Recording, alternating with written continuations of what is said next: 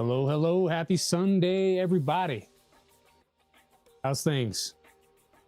Nice call screen. Thanks, JPP. Appreciate you. I didn't make it. Maybe the person who did will show up and they can dime themselves out, but I'm not that talented. Hey, Boothie, good morning. Glad you're on British summertime. I think we got ahead of you by 2 or 3 weeks.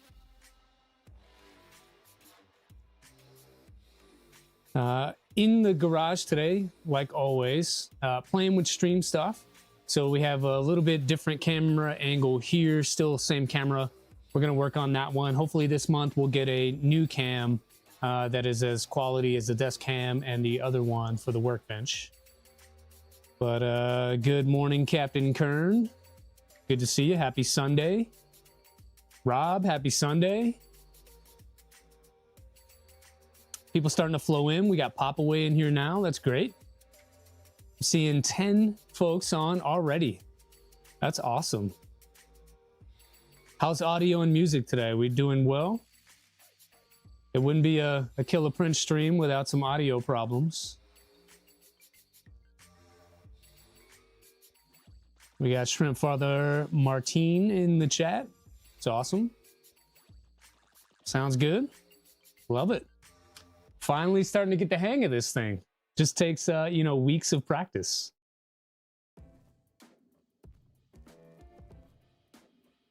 Hopefully this mic doesn't tickle my neck too much. 5x5, love it. Yeah, so I was out here yesterday and we cleaned up the garage a bit and shuffled some things around. Actually, I sold a printer yesterday and some of my gym equipment. So I have a little more room back there. Did some shuffling, trying to create space for things and stuff. Reorganized the shelving a little bit. Moved some printers around. Kind of pushed the FL Sun to the side. They were kind enough, and I think I talked about it on the stream, finally sent me a new hot end, a new PCB, and some hardware, I think. I have not gotten back to reassembling that thing and putting it back online. I need to. There's some updates I can do, quality of life stuff. I don't know that it'll fix the hardware issues where the extruder overheats and whatever, but I don't know. Maybe we'll give it a go later on today. Still haven't messed with the box turtle either. If you're wondering about that project, I put that to the side, was going to work on it after stream, kind of on the margins during the week. Haven't really had the time. Hey, 3D Wolf, thanks for being here. So box turtle's still in the same state as it was, sitting right back there on top of the Trident. And FL Sun is to the left over there, which we'll see here in a bit. Kind of, you'll see it in the corner of the screen. It's just so massive, I can't really put it anywhere else except for on the garage floor over in the corner. If you guys were checking out 3DHP Jerry's stream yesterday, I showed off a little new thing. So we'll flip you guys over here real quick. This is the new toy. So right now, currently, it's printing PPS carbon fiber. So something that I've been wanting to get after for a while. Didn't really have a machine that could do it. The Bamboo Lab is, the X1 carbon at least, is limited to 300C. The PPS really kind of needs 320, 330, and it needs a semi-heated chamber. So it's kind of cool. 3D Wolf, you can actually be here today. What, is school done for the day? Is that why? So we got about an hour to go, hour and 15 minutes to go on this print. Once that gets finished and it cools down a bit, we'll pull it off. We'll take a look at it. It is a 0.4 nozzle, Captain Kern. 0.4 high flow nozzle. I know that 0.6 will give you a little bit more headroom to be able to print filled filaments, but I've printed filled filaments on my X1 carbon and I've never run a 0.6 in that. I've run 0.4s on almost every other custom machine I've built. Didn't have any issues with filled filaments whatsoever. Honestly, I've never had clogging or anything on a 0.4. even though a 0.6 is recommended. I think if you keep the flow rate a little bit lower and you're not trying to go for max speed, you'll be able to do just fine. Obviously, you want to run a flow test to see how that works out, but I've not had any clogging. And the H2D, this is literally the first time that it's printed PPS carbon fiber, and it's probably the third print that I've run on it. So we're stepping up. We did something for the wife in PLA, and then I printed a bunch of these. Sorry, here, let's get back to this one. So I printed a bunch of these for an event that we're having at work. So these are just PLA, what we would call stripes or rank insignia. And we're going to give these away at one of the events. So I'm printing about 40 or 50 of these. And the X1 can do 4 at a time. Sorry, not the X1, the H2D. So it does 4 at a time.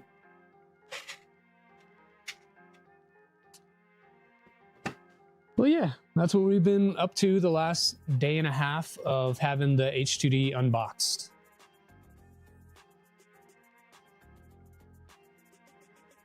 Ooh, man, you get the COVID. Okay. I've had that twice. It is not fun. Not fun at all. Yeah, JPP is simple. They are... So what I found out is simple prints, things that people kind of want or like, are money makers. It's that steady income. It's that steady side hustle that if you can get people what they want, that's pretty easy for you to produce. It's not a lot of pain. There's no real design time to it. There's no real print time to it. They come out quick.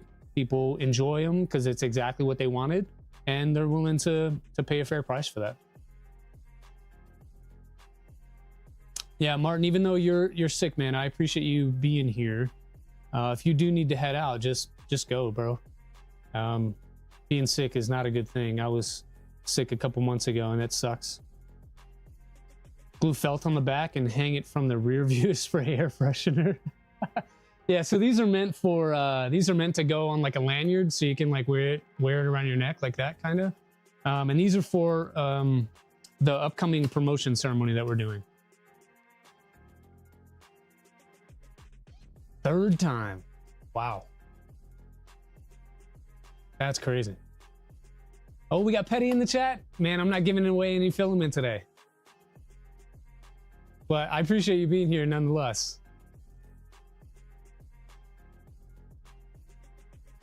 And who else? Lee Marie in the chat? Yeah. All right.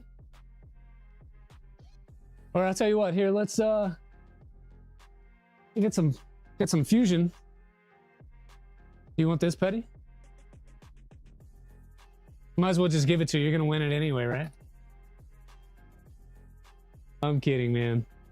I don't know how you get so lucky. I'm jealous. This is all jealousy coming out right now. Jealousy and love. Appreciate you. Rob's not here for filament. I love it. All right, so let's get down to business, not to waste too much time. Thanks for everybody for joining in. We got 12 folks on today, and all the normal suspects here. What we're going to be working on is our Z-axis for the RatRig. And I was kind of looking at this a little bit yesterday. Can't win if you're not in the chats on streams. That's true. You got to get out there, you got to like, and you got to leave comments. So after the stream's over, go back and comment on it. But yeah, so the Z-axis is pretty simple on this thing. It's a few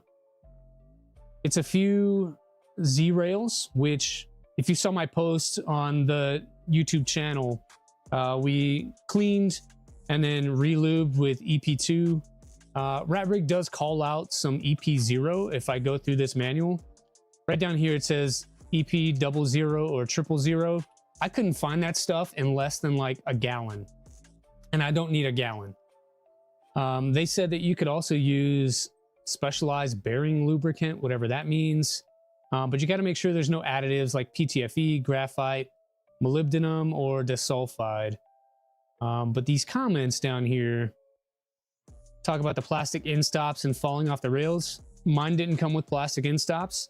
So if I take you over to the desk, which I don't have a hotkey for, I need to fix that. If I take you over to the desk, you'll see that I just put zip ties through the ends of these, and that keeps their carriages from falling off. But those are some beefy rails. I forget the name of these. It'll probably tell me in the manual if I went into the BOM and looked. Take a sec, hit the like button. Yeah. Look at all those emojis. Nice. Axle grease, I guess. Yeah, it's axle grease. These rails are beefy.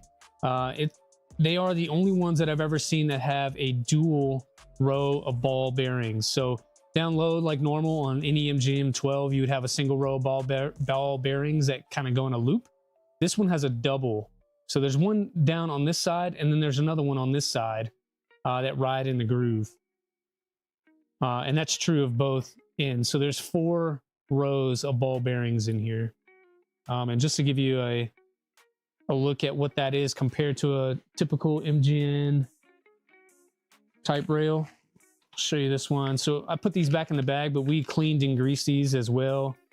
These actually did come with stops though. These are for the Y-axis, which we will likely get to. There's your comparison.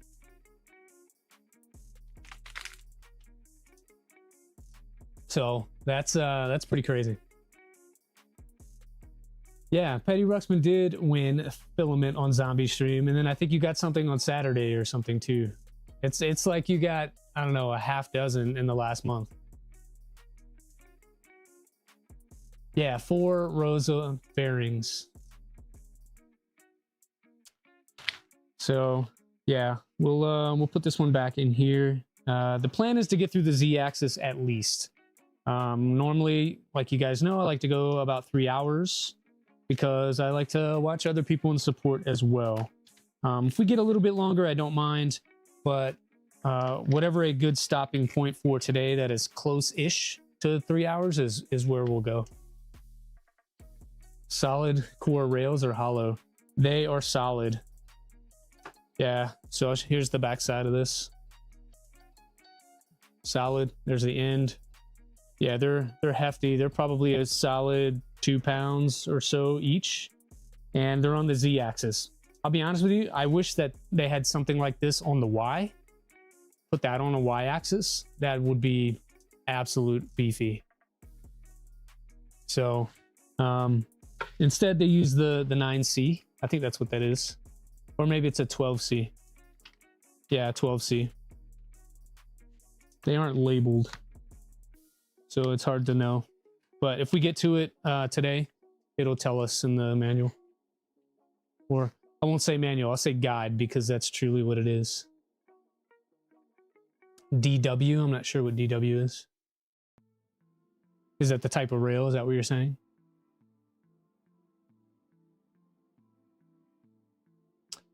See you, Martin. Go rest, man. Thanks for checking in and saying hello. Hope you feel better soon. Yeah, so where we left off, there are zip ties on the rails to keep them from falling off. I used EP2. That's what I had on hand. Could not find EP00 or 000 in a small enough quantity. They came in buckets. Weight reduces jitter. I agree. These are on the Z-axis though. There should not be much movement on Z. And it has a kinematic bed mount, so maybe you could argue there'd be a little bit of Z wobble there. I'm more concerned about the Y-axis where there's constant movement, plus it's hybrid. So you have, you have kind of like 2 motors running the Y and then 2 motors running the XY. So they work. It's different. It's weird. RatRig's the only company that I've seen do this. Good morning, Happy. So we got Happy in the chat. Shout out to that guy. He's hooking us up with some panels for this thing. I reached out to him to get polycarbonate all the way around. And then for my back panel, I believe we set it on ACM.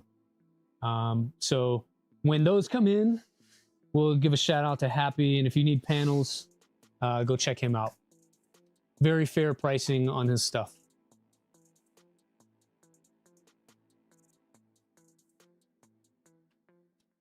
All right, so yeah, we have it on paper towels. Everything does move smoothly. I'm not worried about that. The EP2 was a little bit thick, so it took a few slides to get things worked off. But it's all working nice now. It did come packed with oil that they say you can just kind of wipe down.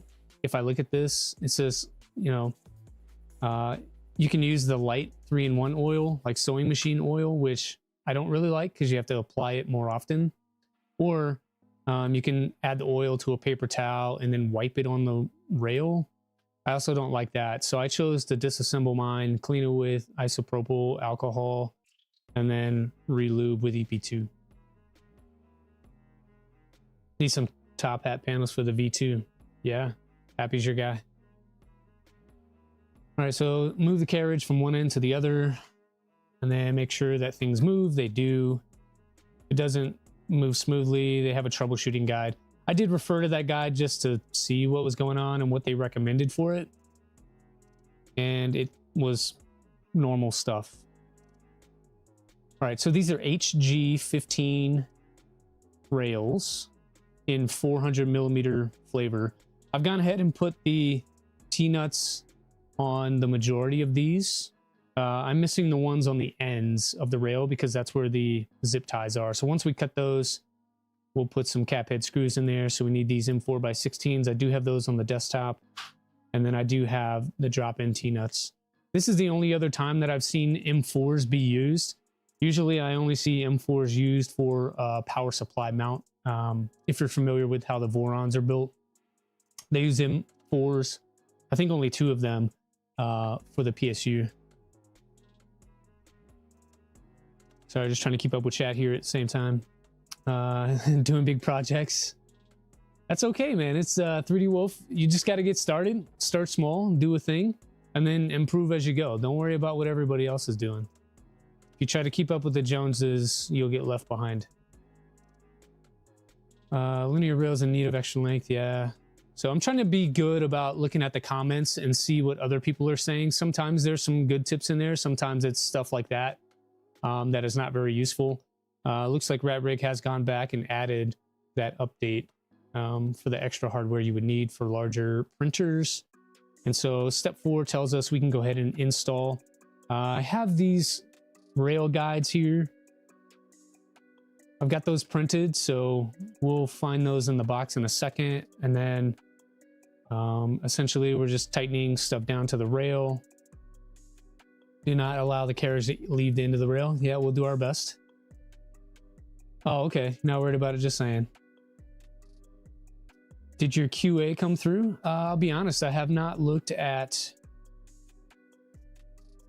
the chat. So your question and answer. I think I have to end it and then maybe it will tell me some of the stuff. So we'll leave it open for a little bit and then we'll come back to it. So fasten the screws marked starting from the bottom and then go up. Okay. And then we can remove the alignment tools and then do the other 3. So the rear and then the front right. After that, we'll do Z-axis parts using similar hardware. Yeah, I don't know how the things work either, JPP. This is new for me. I'm trying to try something new each stream so that I can learn as I go. It doesn't always work out. I think as long as I'm not changing stuff behind the scenes in Streamlabs, we're going to be good. Just try to stay a step ahead on the instructions here. Images are still wrong. Images corrected, thanks. Okay. So should have correct pictures for what we want. I'm pretty sure I printed those as well. And then install on the machine. Okay, let's get to doing that so we can actually make some progress here. Take you guys over to the desktop. I'm sorry, the workbench. So this is the frame that we built.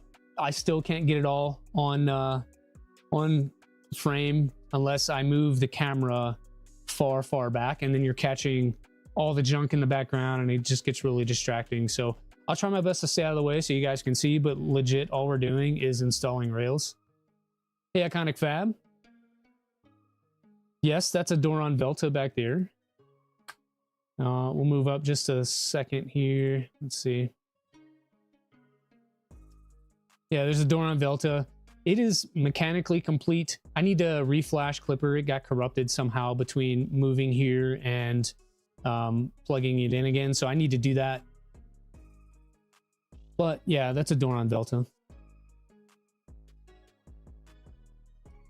Iconic Fab, you're very good at making a lot of parts and pieces for printers. Do you have anything already listed? I'm not asking you to make anything. Do you have anything already listed for RatRig? I was perusing your channel a little bit. I didn't see anything stand out, but maybe you got something behind the scenes. I would love to feature some of your stuff on the printer. I think you make great things, man. But JPP, that Doron Velta, if I get it running and you would like it, maybe we can work something out. I need to offload some machines. I have a bunch of others over there as well, so we can chat. Okay, I need to find these parts for the so yeah, this is my box of parts here. And I probably should have separated these into little baggies to make organization a little better. But what's the fun in that?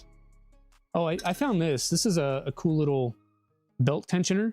So if you want to measure out your belts to make sure that they are the same length all the way across, then you put them in here, and the marks indicate that you know, the top one would have one extra tooth and the bottom one would be one tooth short. So you run this down the belt, and it makes sure that by the time you get to the end of it, wherever you end up cutting that, it is equal. So you have equal length belts, and you just want to make sure that you have one extra tooth on the bottom belt as it comes out. So this little tool, simple to print, but vital to make sure that your belts are equal length. And then the holes are so that you can mount this to an extrusion. So you could put it on here and kind of use that as a fixture as you're pulling those belts through. Simple, very cool tool. I found that by accident, but I'm going to use it for a lot of things.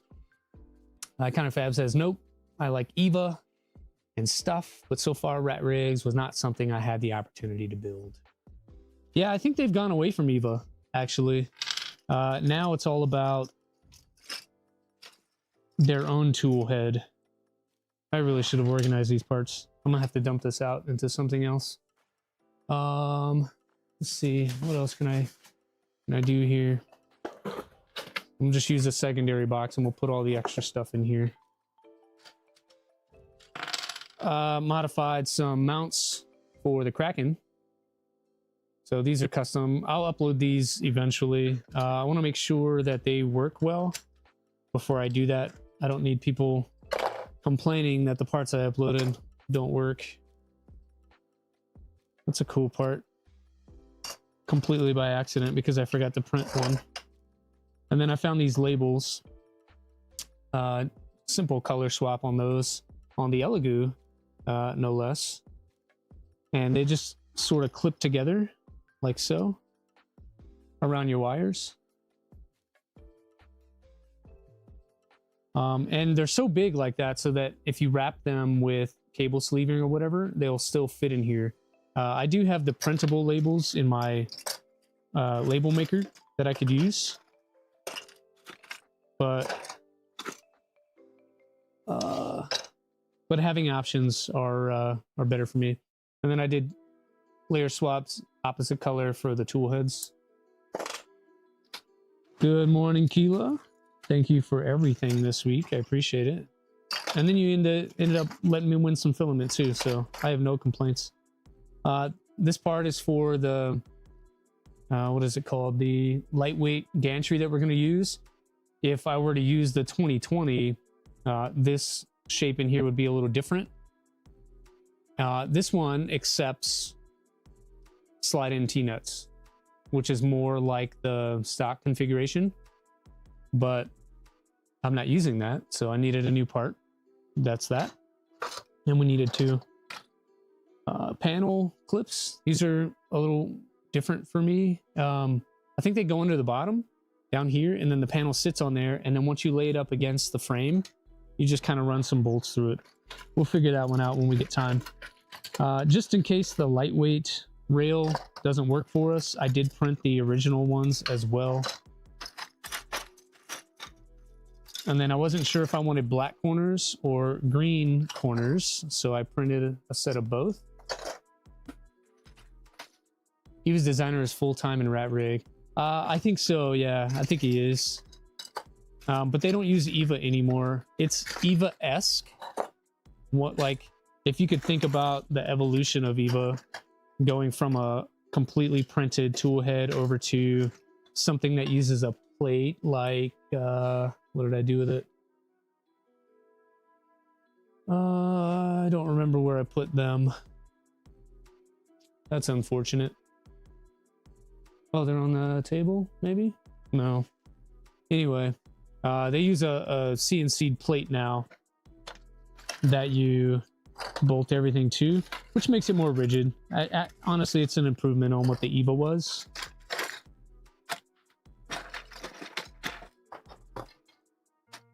Yeah, this was a bad idea to just throw everything in a really tiny box. The parts I need, I printed first, and they're all the way on the bottom. These here, rail aligners, 3030, MGN 12. And then the other ones are in here somewhere. Yeah, so these are the original parts if we were going to use the 2020. I printed those just in case I needed to swap out and the lightweight one didn't work. So we'll be prepared for that. Did a little customization on the Bowden tubes. So just added T0s in here, so little indentations.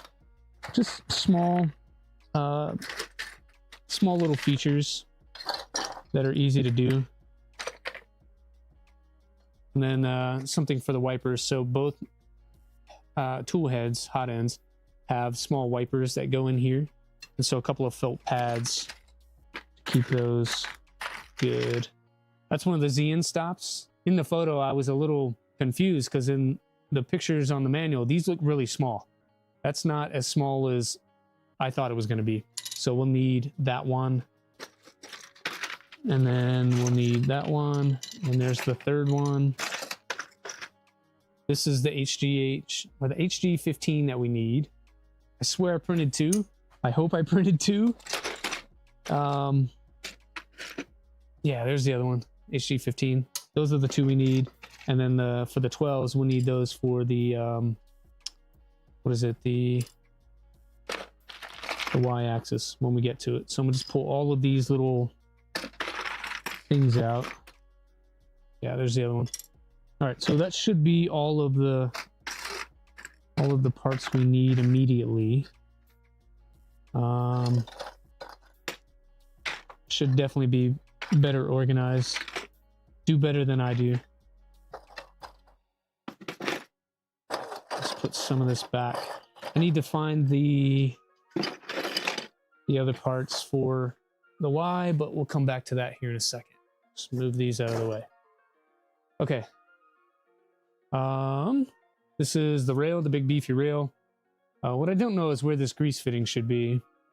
My common sense tells me this should be on the top so that I could access it, but I also don't believe that I am able to grease through there.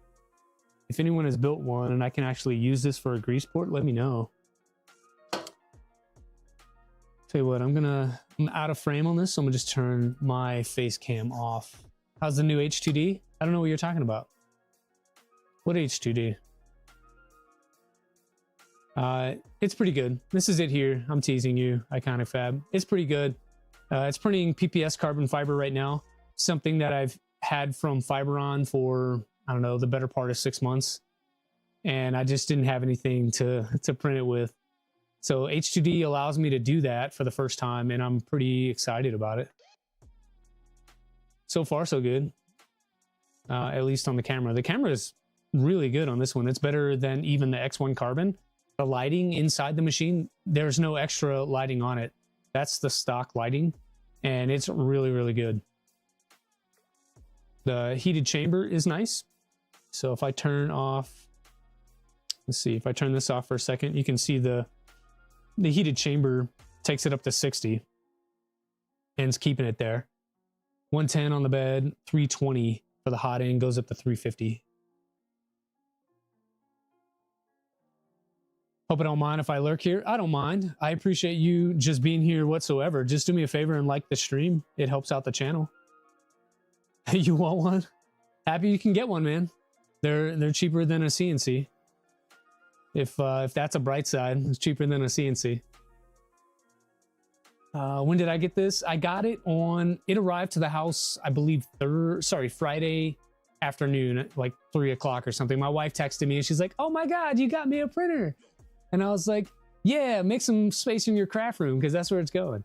And she's like, "Nuh-uh." And I had her going for a couple hours that she really thought I got it for her. But I don't know. She's not a super 3D printer person. And I have a bunch out here. I've invited her out many times to come and 3D print and learn and stuff like that. She's never really taken me up on it. So I'm not against it, but hey, if I tell her it's hers, maybe she'll let me keep it. All right, but back to business, guys. So distracting here. It doesn't tell me in the instructions which way that carriage should face. Like, should it face up with the grease port going up? I think that's what that looks like. Let's expand here. Yeah, okay. So right there, they have this grease port on the top side. We'll make sure to orient it that way so that we get a good result.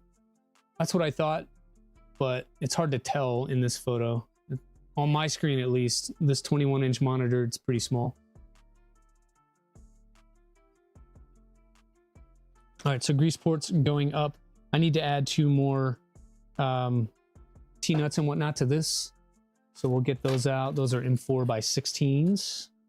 And then M4 3030 T-nuts, which I've never seen before. Horror Freight has a decent one. I do not have a mini grease gun. I need to get one. The one on Amazon that everyone recommends, I have that in my cart. I just haven't gotten it because if I get the grease gun, then I have to buy a tube of grease that will probably last me forever. And what I have right now is one of those syringes, and the syringe I've had for almost 2 years, and I've not ran out of that yet either. So I don't need a whole grease gun, I think. Yeah, beefy rails. These are, what are they called? HG15s. So huge. That's an HG15. Let's try not to lose that carriage. And then we were showing off earlier a normal, this is an MGM12C. So the carriage is a little small, but the rail makes sense. That is the comparison between the two. And then if we turn them sideways, you can really see the difference between the two.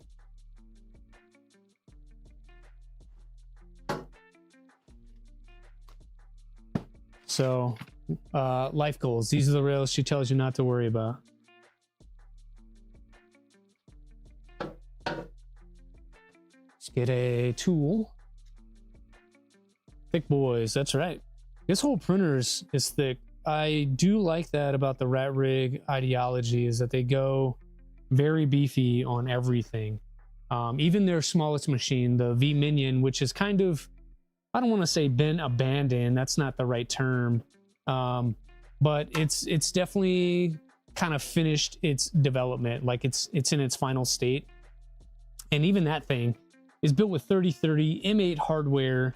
It's got like MGN 15s or something on it.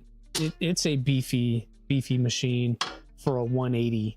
And if I had to choose between like a Prusa Mini, which is similar cantilever bed slinger style, or the Minion, I think I'd go with the Minion based on the fact that it is so well built. And if I remember right, I haven't used mine in a while, but if I remember right, it's pretty quick as well. You need to make stealth press version with this rail. Let's do it. If you make one, I'll build one. Yeah, RatRig is rigid. So even here, right? This is 30-30. What is that? Maybe 20 millimeters away. There's another 30-30. So the front of this machine is absolutely rigid. And I think that takes into account that there's no cross beam here. You have one in the back, you have one on both sides, but not here in the front. So it'll be a little bit weaker in that regard. But this definitely beefs it up and keeps it more rigid, having double 30-30 right here at the front.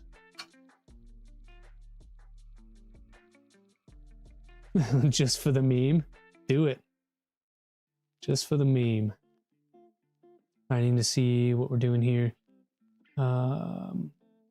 Okay, that does look like it's flush at the bottom. Like the rails are resting on the bottom frame. Or the bottom panel. Yeah. Pro version maybe. I think what I'm gonna do is leave just like a slight gap there. I'm always worried about resonance and things like that. And so I think I will space it off. I don't know, maybe the width of, and try to find something I can use here. Maybe like a millimeter or two. This is a perfect tool. So I'll just get my metal ruler out and put that underneath. And that'll give me a millimeter of thickness off that bottom panel. And I'm just allowing the weight to sit there, not pressing on it. But whatever the thickness of this is, that's how much it'll be spaced off that bottom panel. That shouldn't allow the carriers to fall off. I'm not going to have any issues with that, but it does keep the rail from transmitting vibration down to this panel. I did go back after stream last week and put, what's it called? 1 millimeter foam under these panels. So it's a lot less ringy than it was last week. What's up, Robert? Thanks for joining, buddy.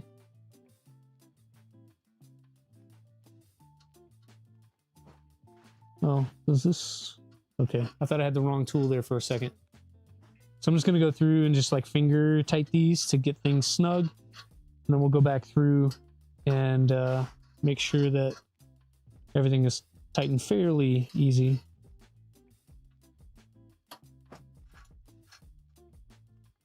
Happy to get the that you managed to get sponsorship for new and seemingly very good soldering iron. That's cool.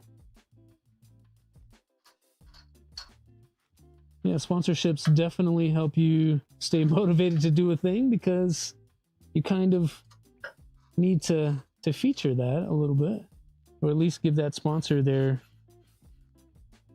return. So yeah, that's pretty smooth. It doesn't fall, which means it's got the right preload on it. It feels very smooth. It doesn't feel grabby. I mean, kind of on the way down, as I'm doing that, it's kind of grabbing. I don't know why that's the case. I think maybe we just move it a little more and loosen it up. See if you can hear it. No, we get the noise filter pretty good right now. But yeah, it doesn't fall. It's fairly smooth to be such a beefy rail.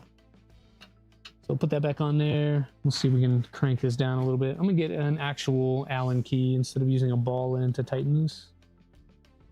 Trying to do better. Be less of a brute. It's probably too big. Yeah, definitely. So it's gonna be a 3 millimeter Allen key. And starting from the bottom as their instructions suggest, we'll just give this like a half turn. And then we'll do the same for the others, and we'll just kind of tighten it slowly.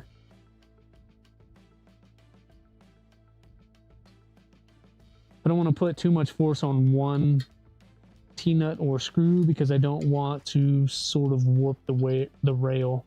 And starting from one end and going to the other, you're kind of moving any warpage to the end of the rail and hopefully off of it as you get to the top. We'll try them on LEDs for the tool head. Just well before that got to make the tool head, anyone experience with how cooling ducts and tool heads should be? I think I understand the question. You want LEDs and to learn how to make sure that your cooling is correct. I think that's what you're asking. I don't know. I would say don't aim it at the heat block. Aim it just below the nozzle by a millimeter or two. I am not a designer. There are people in the chat that are much better than me, but that's what I would guess. Is it printing yet? Yeah, we printed with it already before you got here. Just another 3D print guy, Ryan. Yeah, we were printing a little while ago, and then we had to take it apart real quick to fix some things. Morning projects in Dad's garage. Congrats on building your box turtle. Been trying to catch some of that stuff. I've been kind of lurking. I should do better and introduce myself and say hi when I watch your streams, but I was kind of working on some other stuff. Yeah, there's a Doron Velta back there. We were talking about that one a little bit earlier too. It is done. It needs some firmware love. When I moved here 6-7 months ago, I tried to turn it on. I was gonna print with it and do some stuff, and somehow jacked up the firmware, and it's just kind of been on the back burner. But yeah, it's a Doron Velta. It's finished, printed in Ambrosia Titanium Anno, one of their Dolos ABS colors or ASA colors, and then the green is actually Hatchbox transparent neon green. It runs a Nighthawk tool board, so to try to keep some of the weight off of there. I've seen other mods where they have the extruder mounted to the tool head. I'm already not confident that it's very rigid the way that it is, so I don't want to make it worse by adding weight. But yeah, that's what that is. All right, we'll do the rear one here. You're working on stuff yourself? Yeah. It's always a good time because there's always something to do in this hobby. Whether you are building something new or building an accessory or upgrading something. I mean, you could have one printer as your workhorse because you need to constantly be making parts for upgrades and stuff. So you don't want to take your main machine down. It is beneficial if A, you either have somebody that can print your parts for you, or B, you have another printer that you can leave alone long enough to be able to print parts for the new one. Either way, having an outlet like that to be able to constantly upgrade will always make sure that you're busy in the garage. Bad choice, right? No, it's not your writing, man. It's hard to understand sometimes what people are trying to say through text. You lack a lot of, not you, but in general, people lack a lot of emotion when you're just writing through text. And so my small brain didn't understand what you were saying all the way. But I think I got the gist of it though. Let's see, let's try to catch up. Not LEDs, to see, it's meant to test the new soldering. Oh, I see. Got it. How fan duct and general design should be. Dude, that's my challenge too when I'm designing anything. That's why you can kind of see the corner of it here. The FL Sun is offline because we were working on cooling and we were working on a new extruder for it, and trying to figure out a different hot end. But the cooling fan ducts are my challenge. I don't really, my CAD skills aren't that great. I can do some stuff, and cooling ducts specifically are at the top end of my skill set, so it's not done, but we'll get there. And then you're saying always disassemble the one and only printer. Yeah, and then you're effed. You're fooked, as they would say. How am I liking this Centauri Carbon? I like it a lot. I was printing with it yesterday. I should have been printing with it right now. I kind of got distracted this morning doing some other stuff before stream, and I didn't set up the print that I needed to set up. I need to print a poop chute for the H2D. Right now it's sitting on the floor. You can kind of see it over here in the corner. It's sitting on the floor, so anything that I'm printing right now is falling on the floor, and I'm gonna have to clean that up. So first thing I should have printed was the poop chute yesterday. I did not do that. but whatever.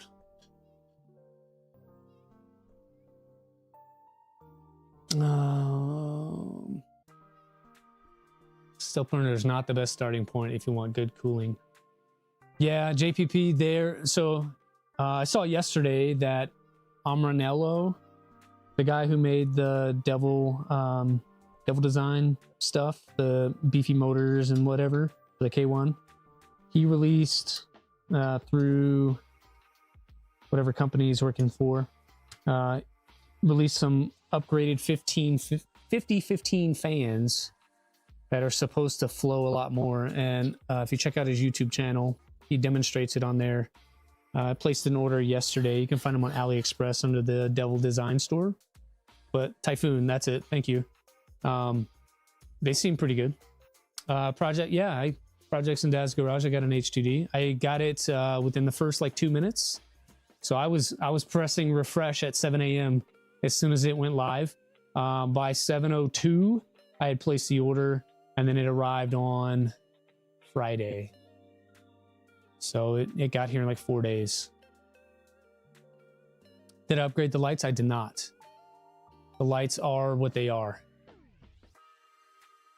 I haven't done any upgrades to the H2D other than it's just out of frame, kind of right next to, on that side of it, behind this extrusion, there's a poly dryer down there for the Fiberon. So space saving, so splitting that fan was necessary. Okay, hope it's still enough. Yeah, I don't know, maybe you need 2 fans for something like that. Typhoon is almost double the output, even with the ducts. Yeah, from the video that I saw, it seemed like it was pretty good. I picked up 2 of the 4-wire and 2 of the 2-wire. I like having spares.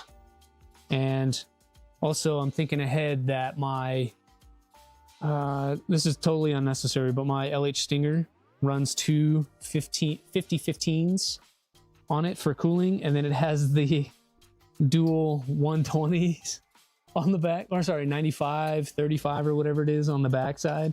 So cooling is enough that it actually cools the hot end and makes Clipper throw an error because it's so efficient. Typhoons are completely unnecessary, but I had picked up a few extra for other projects. Stinger absolutely does not need it, but initially that's what I thought I would put it on. Maybe it'll end up on, I don't know, a future build. I do need to build a tool changer, and that one uses only a single 5015. Man, I don't know why my mouth isn't working today. A single 5015, and if that's the case, I'd rather it be overpowered than under. So when we get the RatRig built, maybe that's the next project. There are 2 schools of thought. I have another project on the way, and then in reserve under the workbench I'm working on now, there is a tool changer kit that I need to build as well. If you had the money, that would be the only off-the-shelf printer you'd be interested. You're talking the H2D? That's why they make credit cards. Be responsible though.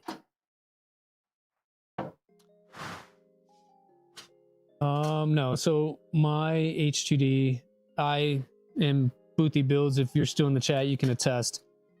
So as soon as they leaked it last year and then delayed it into first quarter, I've been penny pinching, trying to save here and there, sell some prints here and there, sell some printers here and there, just in anticipation of getting this machine.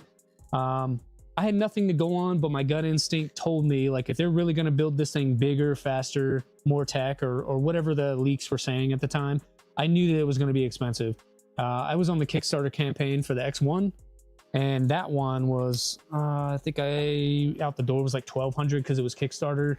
Later on, over a little bit over $1,400 for that machine if you bought it from their site. And so I kind of had an idea that it would be around $2,000 for an H2D. That ended up being true. I think this one was like 22 or something. Well, no, I ended up getting the high flow hot end, so that added $100. the high flow hot ends. And so I think to the door with California taxes and everything was like 24, which is a lot. I'm not gonna lie, it's a lot. But I had been saving for it for, I don't know, 7 or 8 months, plus selling parts and printers on the side to fund my addiction.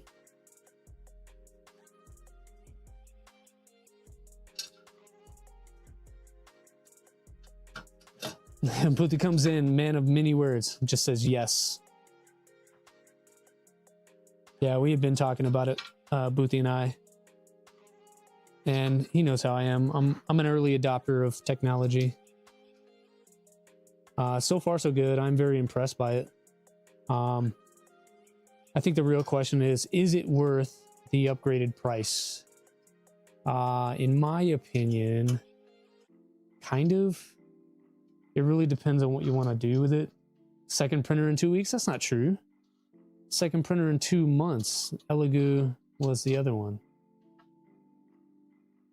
A printer a month, that's not bad. That's only 12 a year. And if I'm getting rid of at least, you know, 3 or 4 a year, that's pretty manageable.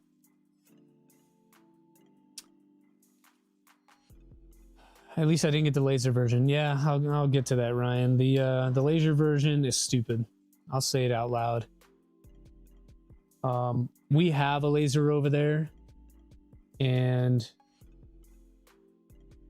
I got it for the wife. She, again, doesn't use it very much, but sometimes. And it's a, what is that? A We Create Vision Pro or something.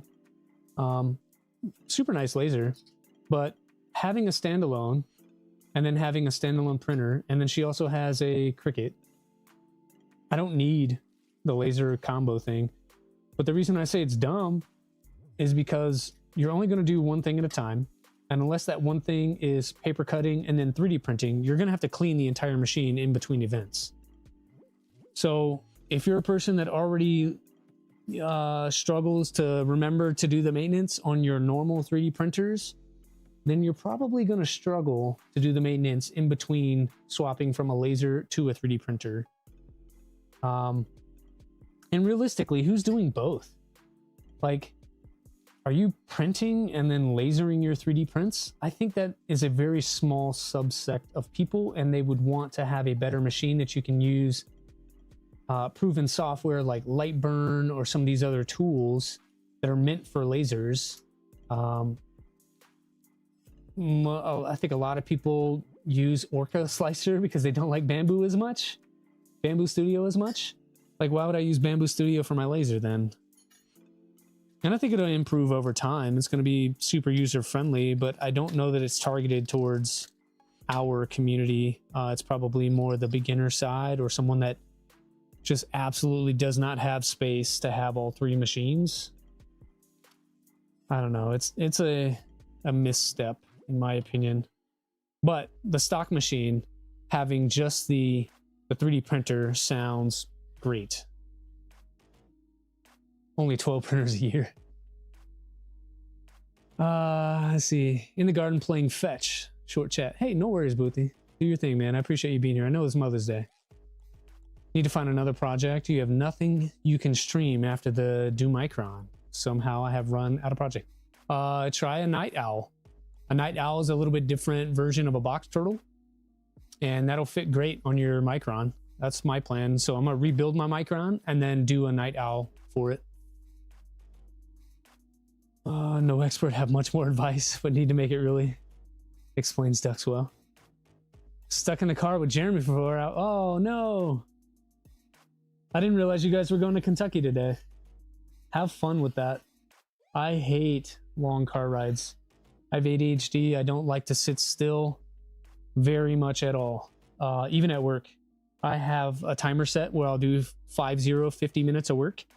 And then the timer will go off and I'll walk around and talk to folks for 10 minutes. It kind of recharges, keeps the brain clear and engaged.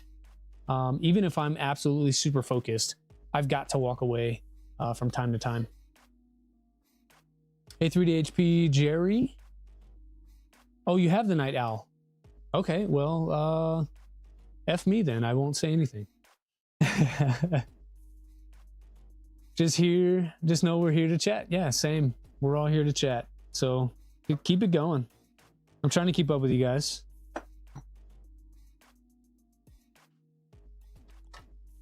All right, Z rails installed. I know we have to do those Z in stops. Or maybe they're not in stops. They are, what are they called? Axis limit parts. Because there are no in stops going on these, I don't think. I think they're just like hard stops, I think. M6 by 12 cap heads and M6 3030s. No problem. Keela, how often do you guys go out to Kentucky? I know you on one of your other streams you were saying a couple times a year. When I drove out to Rocky Mountain last year from Oklahoma, that was like 10 hours. And I felt bad because I think the normal person would just drive the 10 hours in a single shot. I could not. Like, I had to stop and stay the night. I got about 5 hours into it and I was done. I needed to not drive. So I pulled over and just impromptu got a hotel and then finished out that next day. I totally planned to be there a day early and that didn't work out for me. So a little bit of changing hotels. Oh no, dropping hardware. A little bit of changing hotels and stuff ensued. But I was able to make it all the way in a single tank of gas. So that's pretty cool.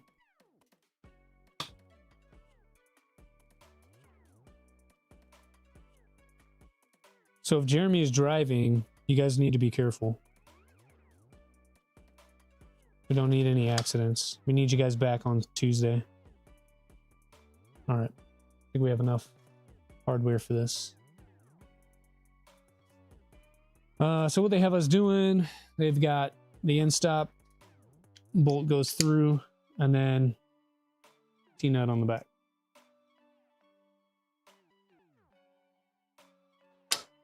Yeah, 3D Wolf, I think, I don't know where you are. I forget. I know that you told me, I forget what country you are in, but in America, at least, we're like one country, and you can drive for 24 hours and still be in the same country.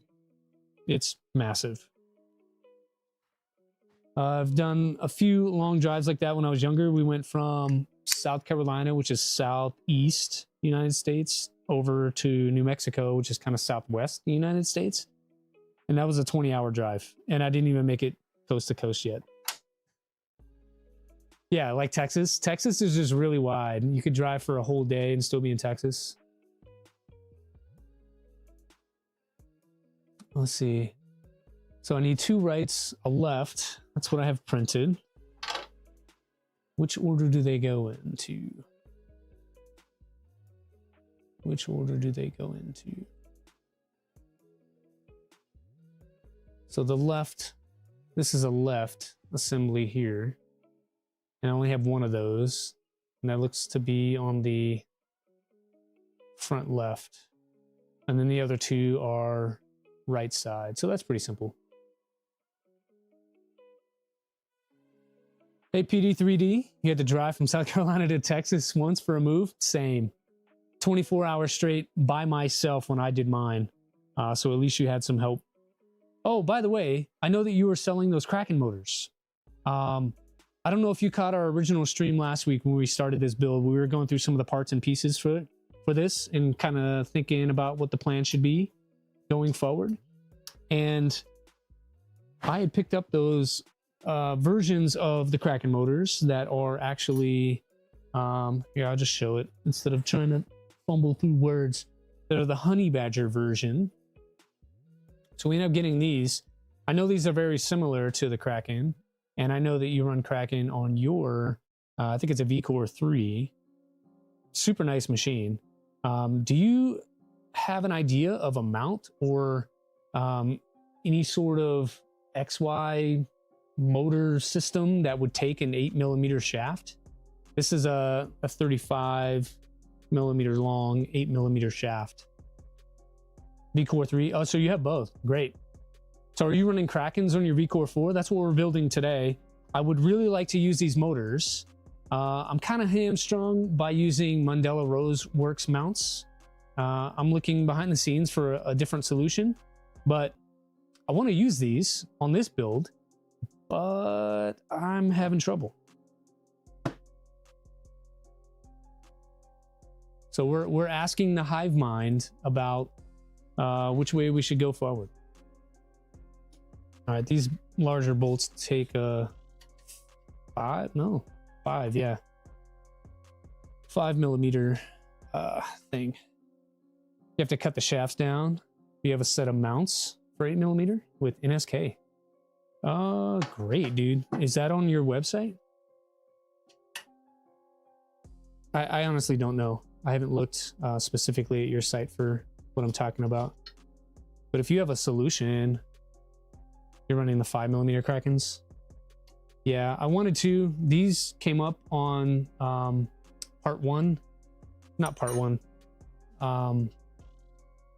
batch one, and I picked up a set. Lego Therapy is here. 25 people watching, 15 likes. Come on, 10 of you. Do better, be good humans. Like the stream. Lego Therapy said so. Welcome in, MC. Miss you, buddy. How's things? We got the frame built last week. I don't think you were here for this one, Lego Therapy, but this is going to be a new printer. These are 30 millimeter thick by 30 millimeter thick extrusions, so more beefy than anything that we've built on stream before. The frame itself is probably a good 40 pounds, and then the rail system that we're using for what the bed rides on are some of the biggest rails I think we've ever seen. So it's going to be a chonky boy. Morning, Clown Hammer. Thanks for joining. You got here a little bit late. Petty already won the filament. Petty already got the filament giveaway.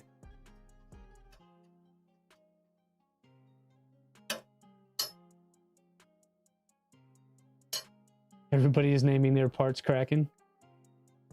I don't know. What's the other Kraken? And PD3D, you said you love them, but they're loud. They doubled your max excels and speeds. I'll take the loudness. All of my printers live out in the garage. And if they're loud, that means they're working, right? If they're too quiet, I get nervous because I'm not sure if things have failed. I'm very skittish about that these days. Had a lot of fails on printers. But yeah, I'll reach out to you. I think you might have what I need. So I'll shoot you a note after stream today, and then we'll see what we can do for solving this. I don't know that I'll be able to cut these down. But I'm also not opposed to them sticking out the top of the mount. It's rainy in Florida. Okay, you finished your run just in time. Dude, I've ran in the rain before. You'll be okay. You won't die. It was supposed to rain out here today, and I was out for a walk, as I do before stream, trying to clear the head, think about what we got to do today. Didn't rain, so a little bit disappointed. Petty rough lies. Oh man, you are my favorite person. You are my favorite person. Man's Krakens are crazy. Definitely on your list. Always the next time. Race cars are loud. Race cars are loud, and I love race cars. Didn't know you did a giveaway. I don't, Clown Hammer. I was teasing Petty. And I'm not saying the SS word either. I love Pez Liz, but I'm not going to steal her tagline. That is her thing.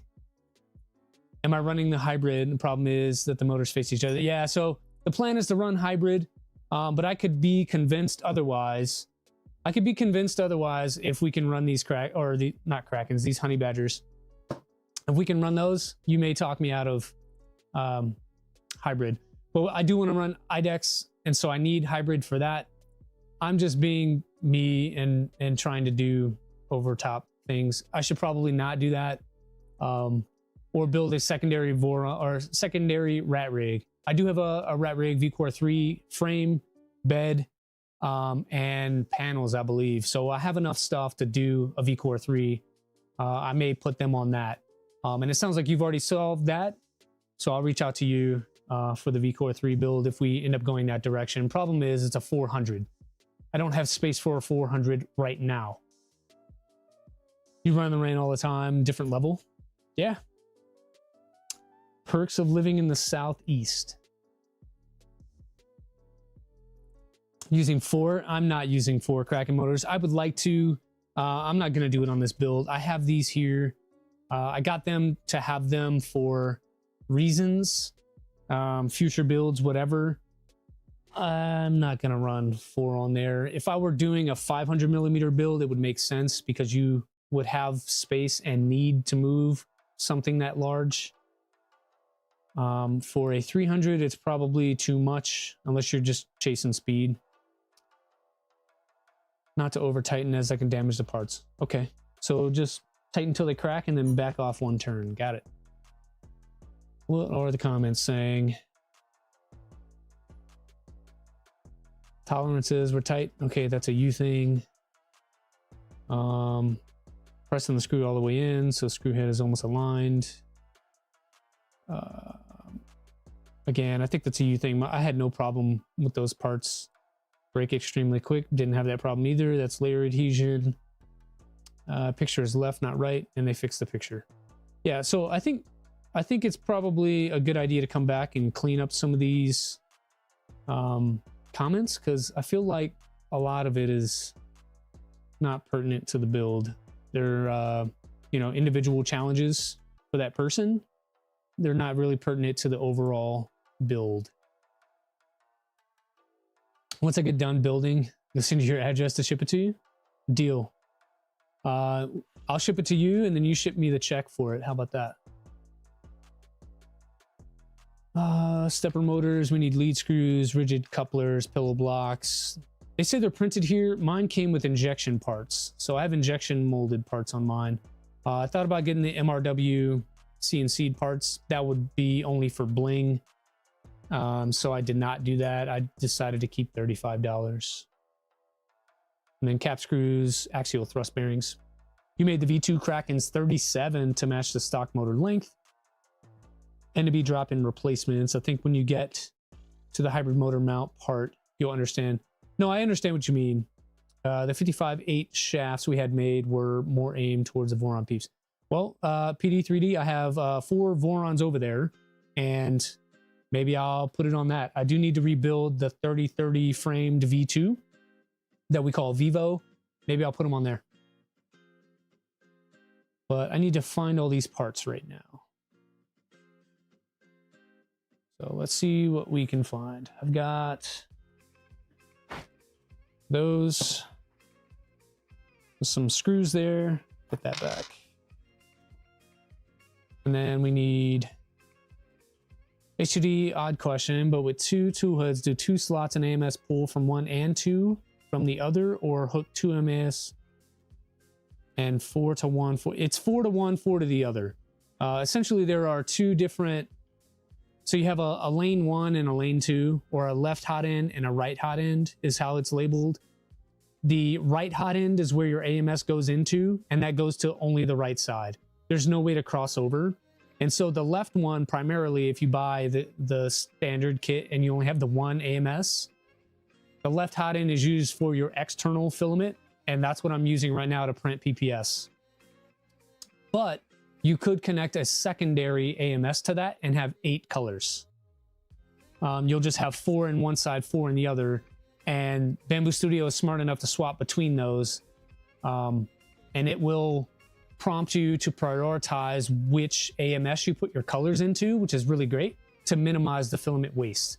So depending on the layer swaps and how the colors blend and whatever, it'll prompt you to put colors in either AMS1 or AMS2 based on that. Still gonna have lots of poop. Yeah, I can show you some of what that looks like. It is less than, here, I'll swap to the desk, we'll keep you there. It is less than what you see on the X1 Carbon. So my X1 Carbon prints about that much poop, but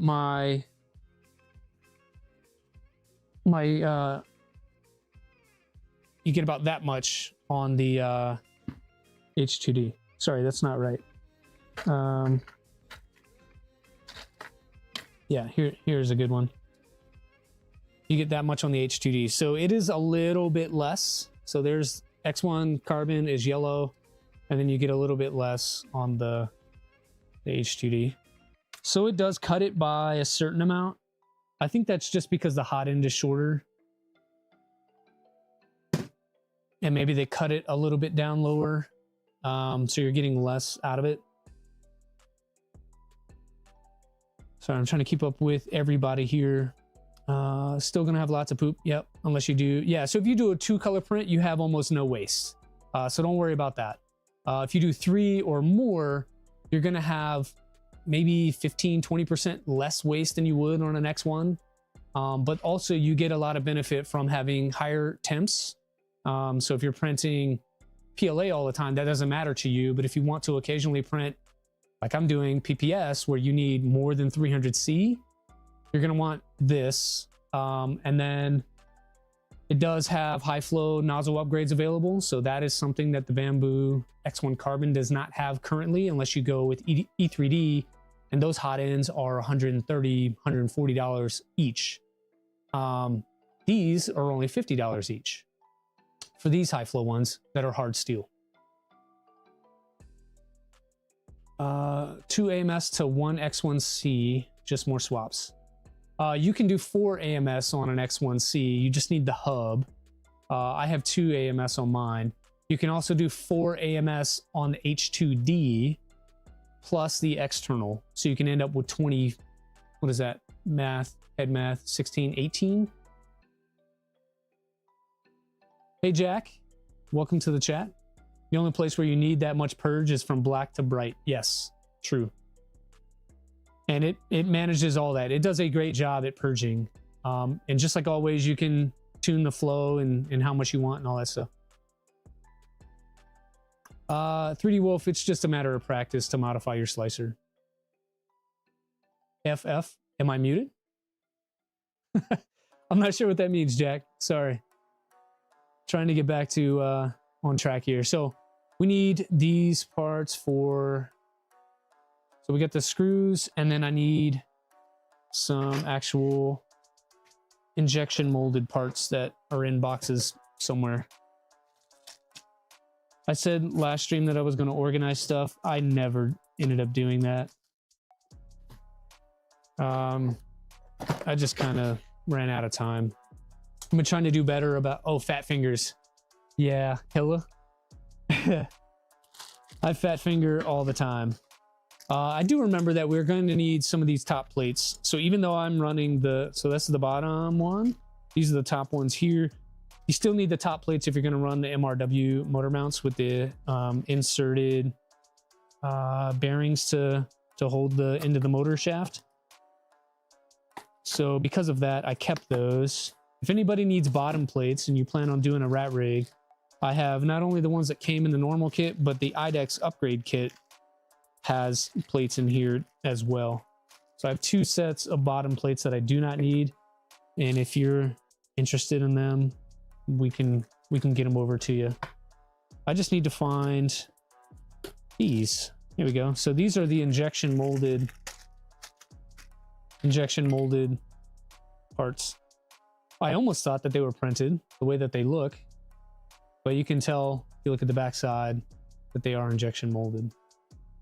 You could totally print these if you wanted to, like if you wanted to pop a green, or you wanted the CNC'd versions that are raw shiny aluminum. Those are all available to you. And of course, if you print them, they would be almost free. I like having choices. I'm going to choose to go with these. I have enough pops of green that I'm good with where I'm at. Working on a 6 toolhead stealth changer. Yep. I can't wait for you guys to get that finished. I love seeing those kinds of things. I've been nervous to start my tool changer. It's not a stealth changer, but I've been nervous to start it because of the firmware side of things. All right, so we got that, and then we need, all right, let me backtrack. Motors I have, they're on the desk. Lead screws we have, they're right here. Lead screw couplers are what I need next, and there's 3 of those somewhere. So I think these are Z motors that we are supposed to use because they're packed in 3. And then couplers I saw somewhere. Here we go.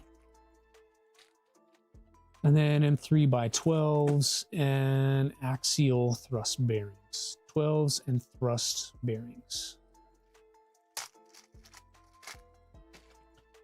So there's those bags inside of bags. Love it.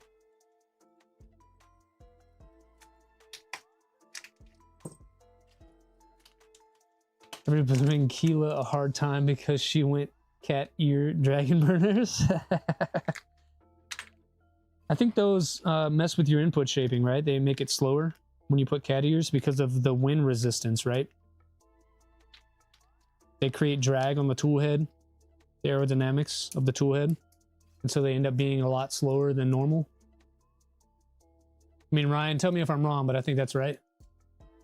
Jeremy keeps saying that no matter what tool head you use, it's a stealth changer because that's the name of the project. Maybe it's a cat-eared stealth changer now. We'll make it slightly slower, but what are you in a hurry for? Internet points? I don't know. I was messing with you. That's not true. I was just making up stuff on the fly. And then we need M3x12s. So let's dig through this box of stuff here. Get rid of that. There's our thrust bearings. So we need those. That's what I do appreciate about RatRig. So they put these down inside of the motor mount. And I just heard the H2D finish with the parts. So as soon as those cool down a little bit, we'll check that out and see how well it printed PPS carbon fiber. And then I need some M3x12s. 16s. Nope. Those are 8s.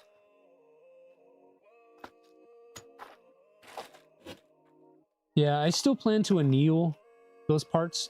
I just don't know how I'm going to do it. There's M3x12s. There's only 4 in there, though. I feel like I need more than that. There's got to be another bag. So because they give you the baseline Core XY kit, and then they give you a hybrid IDEX upgrade kit, you get more hardware with that. And then you get a third kit, which is the IDEX, and you get even more hardware with that. So the 3 separate kits give you multiple hardware, even though you're going to reuse more of it. So there's some more 12s. That'll be good. Did you see me cut the ears off? I did not. I missed it.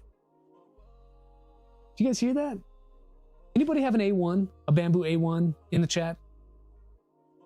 So if you're not familiar, the Bamboo A1 printer, when it does certain things, it makes little beeps and noises and whatnot. The H2D does the same. So when it finishes, it makes a little sound. We'll flip over to it. The bottom, there's like a light at the bottom here. It's kind of a status bar. See if I can move this up. Like that. So it's hard to see, but right underneath the build plate, you can kind of see the reflection in the glass. It's like a slow flashing light. That is the status indicator. Great idea. I don't know why they didn't do that. I mean, the parts look pretty good from where I'm at right now. We'll just wait for that chamber to cool down. What I do like is that they have this air condition button right there. So if I click that, it turns on the rear exhaust. So you have a heating mode. I don't think that you can see it. Let me change your view. Sorry. This.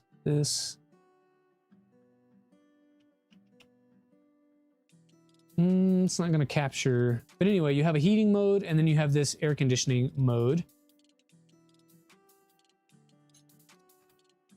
And the air conditioning mode, it'll give you like a part fan and an aux fan. So that side blower, that 120 side blower, you have the back fan, and then you have like the internal heater that you can turn on, off, or auto. If we flip it over to cooling and just turn things on max, it'll cool down the chamber. So we'll just do that really fast. PD3D tracking, but I think one part that you're missing is that we plan to use these for hot ends. So I need a specific tool head duct. They're a little bit wider than the stock ones. And so because of that, I need a wider cooling duct. So they should be correct, but I hear what you're saying. They are not the stock RatRig ducts. Okay, so you're using tube and you're using different ducts than I am. Is that what you're saying? If I go back to my Chrome tab, I'll show you which ones I'm using and you tell me if I'm wrong. If I got to reprint, then I'll reprint. But I'm using these from, so this is the page that is linked from Luke's lab when you get the tube for this particular thing. So I got his top plates. There's a link on there that drives you over to this printables page. And these are the ducts that I printed. I literally downloaded them this morning. So if I'm wrong, then tell me I'm wrong, but I don't think I am. Anyway, moving on with our Z-axis build. We have cap screws and thrust bearings. What else do we need to do here? The bag with the thrust bearings is labeled. Yep, cool. 2 civil washers, all the stuff. Cool. Have one of the new kits, looks like pillow blocks or injection molded, sure. Hybrid stepper motor, not NEMA 17. 3 pillow block printed part, green arrow, not 2. It is shown correctly in the image. All right. Pillow blocks go on. Motors go on from underneath. I went ahead and looked at kind of an overview of which way the motor ports should point. And from what I could tell, it has everything pointing to sort of the center of the machine, kind of all in this way. Hoo-hoo. So I think these are the correct motors. They're packaged in 3. But there are other motors over there that are packaged in pairs. So taking a shot in the dark. These are not labeled on the outside, so I don't fully know.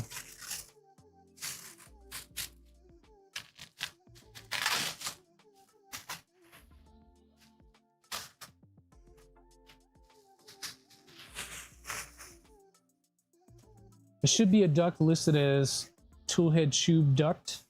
At the very bottom, there's one named IDEX toolhead tube duct. Let's take a look. Back over here in the file. Tube back, tube duct. This is the one I printed. Could also be the angle. Yeah, this is the one I printed. The toolhead tube duct.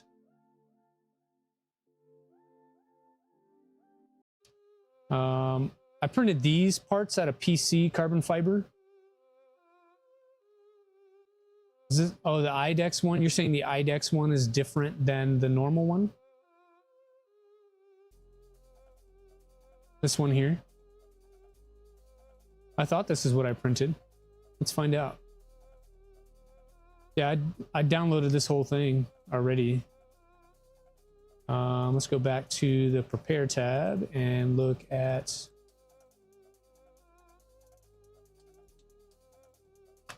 toolhead tube duct is what I printed. I did not do the IDEX one, so you are correct, I think, unfortunately. Yeah, so these are just the normal tube duct version, not the IDEX version. That's okay. It's a 2-hour print.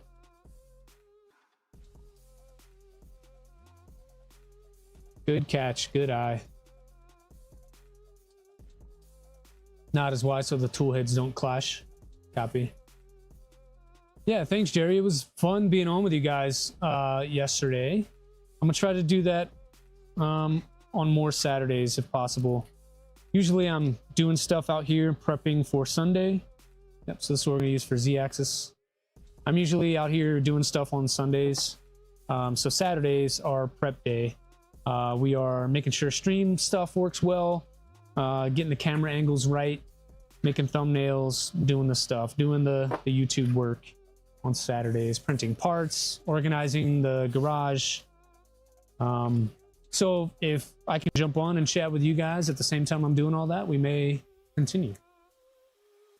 But yeah, good catch, PD3D. I'll go back and reprint those. Thank you for the heads up. That would have sucked to learn later. But the print's done, so let me go pull that off real quick.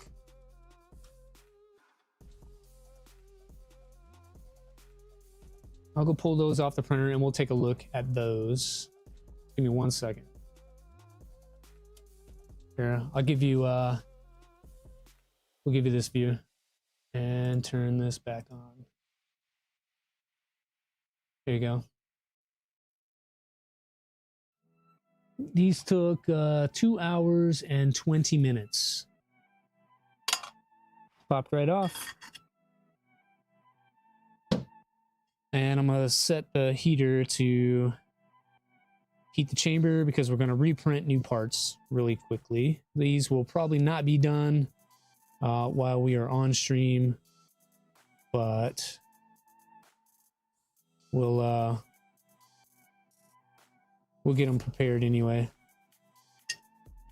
Ooh, so everything that I've seen on these parts has talked about how they sound like metal, and that is absolutely true. This is literally the first time I've ever printed it. These are the incorrect parts, but they came out beautiful. I've got no issues with anything on here. There's a little, like a little string right there that kind of missed, and on that one as well. Same over here. But the outside of these parts are beautiful, and they do sound like metal. They do sound like metal. This is going to be my go-to. I love that. Well, now I get to play with these, and we get to use the other ones that we're going to make. So let's set that up really quick. I don't want to forget. So we'll go over to the slicer. We'll slice up some new parts here. Sorry, I just need to adjust some windows. Single monitor ops over here. All right, so these are incorrect. We'll get rid of those. We'll add in the tube ducts for an IDEX. Save those for your regular tube RatRig. Yeah. So I have the two that are going on the RatRig. I have one in the LH Stinger, and then I have, I think, another spare one somewhere. So yeah, we do need to do another build. All right, so PD3D, if I can get your approval here, we need the IDEX tool head tube duct ×2. Now, this seriously jealous regards to H2D. Boothie, don't be jealous, just go get one. Ask for forgiveness, not permission. Been trying to tell people about this forever. Rob, see, I think the problem is not that people don't understand. I think the machine that they have can't manage it. Well, you'll notice I printed these without a brim the first time. We're going to do the same. This is PPS. And if I slice, the +4 is great. Yeah, +4, that's an option. Cool. So this should take us 2 hours, 24 minutes, which is basically the same that it took us the first time. So I'm gonna scroll back through the chat and make sure this is what he was saying. And at the very bottom, there's the one name, IDEX Toolhead Tube Duct STL. We have IDEX Toolhead Tube Duct STL. So these should be the correct parts. You'll see it's prioritizing the left nozzle, and that is because that one is connected to the external filament. OBSBot's on sale for $250 again. Hey, if you guys need an OBSBot, Lego Therapy put it out there. That is our main camera here. So to give you the view, that would be this camera here with the autofocus and the auto tracking. So if you're streaming and you're in the mood for a new camera, that is the one that I'm using. I like it a lot. Printed it on your V0. Good man. Good man. I mean, it only comes in 500 gram spools anyway, unless you want to pay $300 for the big one. So a V0 is more than capable. Okay. These parts look correct. We're going to slice these, send these over to the machine. Something different about the H2D and Bamboo Studios, when you hover over the slice plate, you get these options now. So you have like a filament saving mode that's going to group your filament into left and right nozzles to try to prioritize how much wiping and waste that it produces. The convenience mode is going to prioritize based on what is actually loaded in the machine. And then custom allows you to move it however you want to move it, but it may not be optimal for filament waste. Cutting side panels now. This thing is big. Thanks, Happy. Appreciate you. Yeah, this is a big machine. 750 millimeters tall on the frame. And you got to cut 4 panels that size. So thank you again, sir. So we did that. And then we can print this to external. There are advanced options. I doubt you can see this pop-up window, and I apologize for that. But there's a pop-up window that asks you, do you want to have bed leveling? And you can select on, off, or auto. Auto is going to run the leveling check unless you already have a mesh loaded. So it's situational. And then you do the standard flow dynamic calibration if you want it. Again, on, off, and auto. And then you have a nozzle calibration, which will calibrate the nozzles relative to one another to make sure that they are level and print on the same plane. Again, that one is on, off, and auto. I'm leaving everything in auto, and we're going to hit send.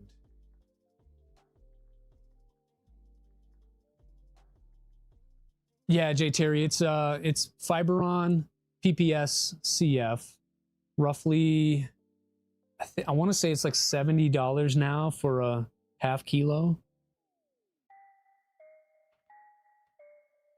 Luke has PPS. Is that his stage 2? Or I think it's called stage 2 or something. Let's take a look real quick.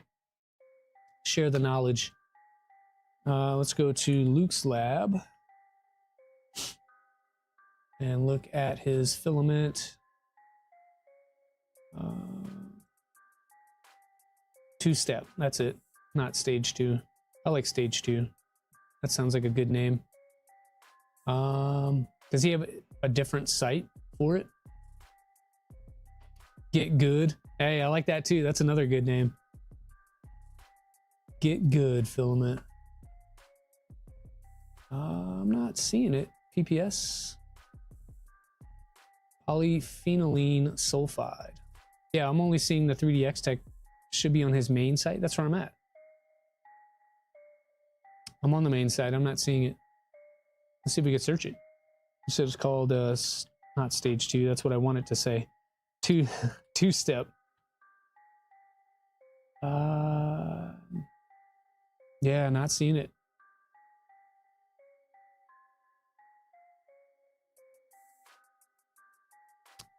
Let's search it, man. 2-step PPS filament.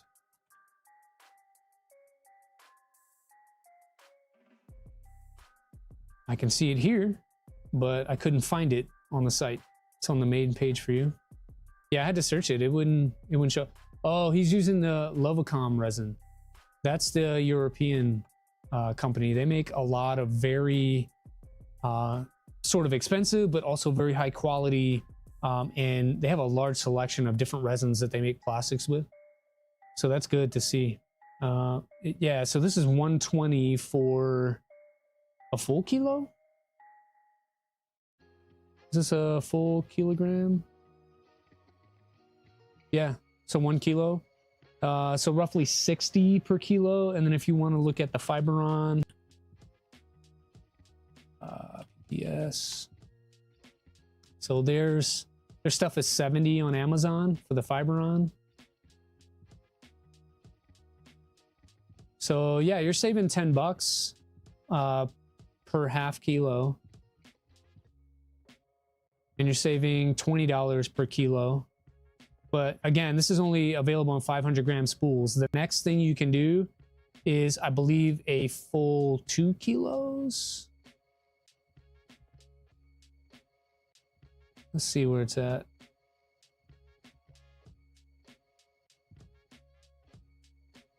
Either way, yeah, it's a lot more, and I want to say it's like $300 for a full kilo of Fiberon. Link it. Yeah, we can try to link it. I'll drop it in the chat for you guys. Thanks for the reminder.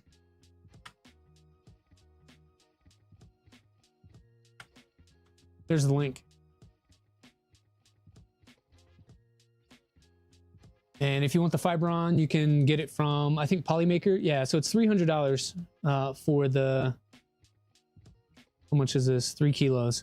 So you either get 500 grams or you get 3 kilos for $300. Right? There's no in between. So if you buy it in the 3 kilo size, though, it is only $100 per kilo versus the 2-stage at $120. So if you get it in bulk, it's a better deal. If you get it by single kilo, Luke's Lab is the better deal. Good to know. Thanks for that. Cool. We need to get working. So let's take you guys back to the desktop. That's enough playing around.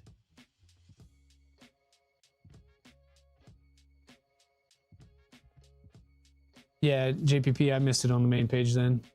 It's linked in the chat if you guys need it. Sorry if I jacked that up and didn't show you that whole ramble as we were going through. All right, we need to look at this portion because that's where motors go. It tells us to put that on first and then put motor in next. The way that I'm going to do this is I'm going to make sure that the outlet is pointed towards the middle. And that is because I saw over on their page there was a link somewhere for something that says to put it somewhere else. Yeah, if you decide, I think it's this one here, affix the motor wires as instructed at this link. And so when I go to this link, it wasn't working for me, and now I jacked it up. So I went to this one, I believe.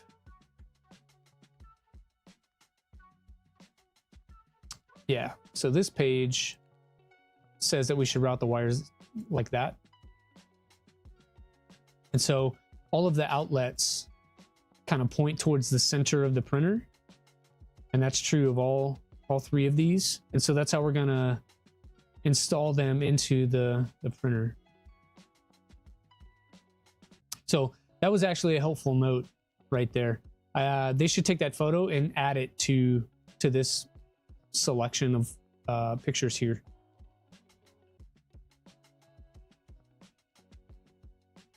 It doesn't say CF content Polymaker decreased from 15 to 10 because it was clogging nozzles.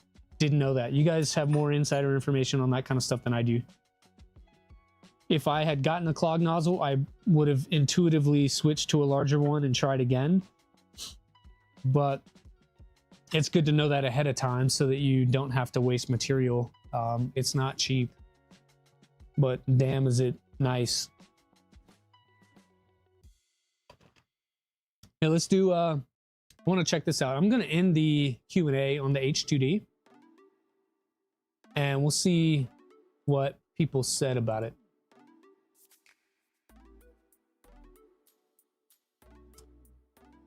So I just ended that. I don't know where those results go though.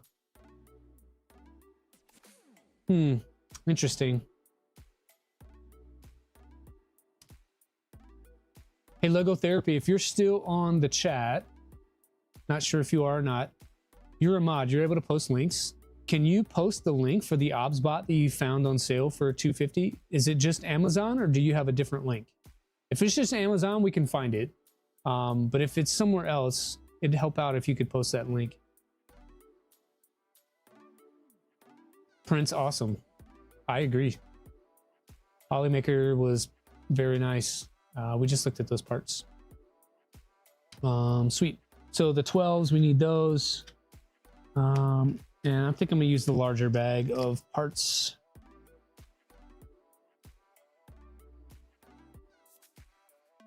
But anyway, that Q&A that we posted in there earlier that some folks were going through, I don't know how to find the results on that, how you guys answered it or whatever.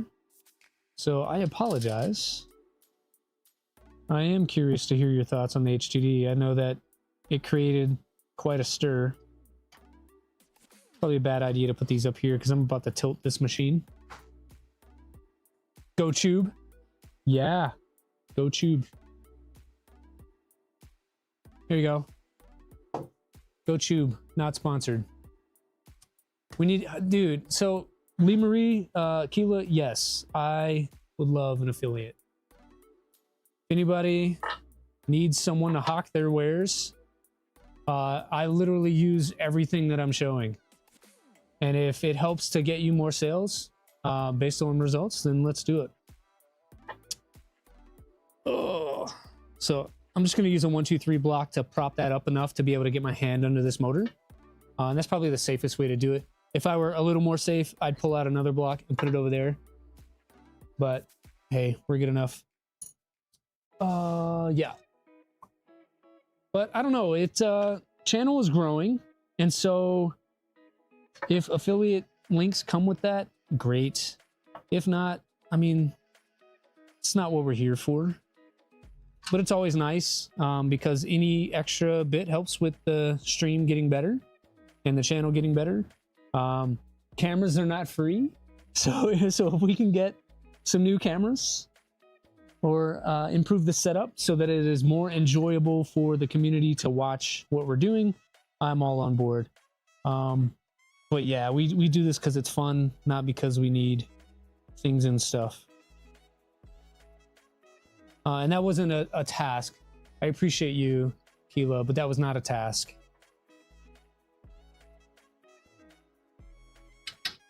I should do better at research and doing my own work. Let's see. It is on Amazon. Thanks. And thanks for the link too. If you can go ahead and purchase that for me, just send it to the house. It'd be great. It's a joke. Don't do that. So one thing I've always wondered, and I never really got an answer for this. How tight should you tighten your M3 screws on your things like motors? So these are injection molded. They're not plastic. I'm not worried about cracking them. But also, I don't want to strip out the motor. How tight should we do it? What I tend to do, because all my builds are so clean, thanks PD3D, I have had lots of practice and lots of really good influences to watch and learn, and so I'm trying to join that community and give back as well. Come on.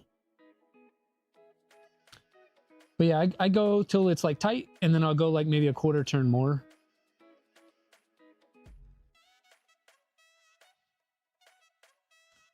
The perfectionist in me wants to get out the torque wrench and make them all the same.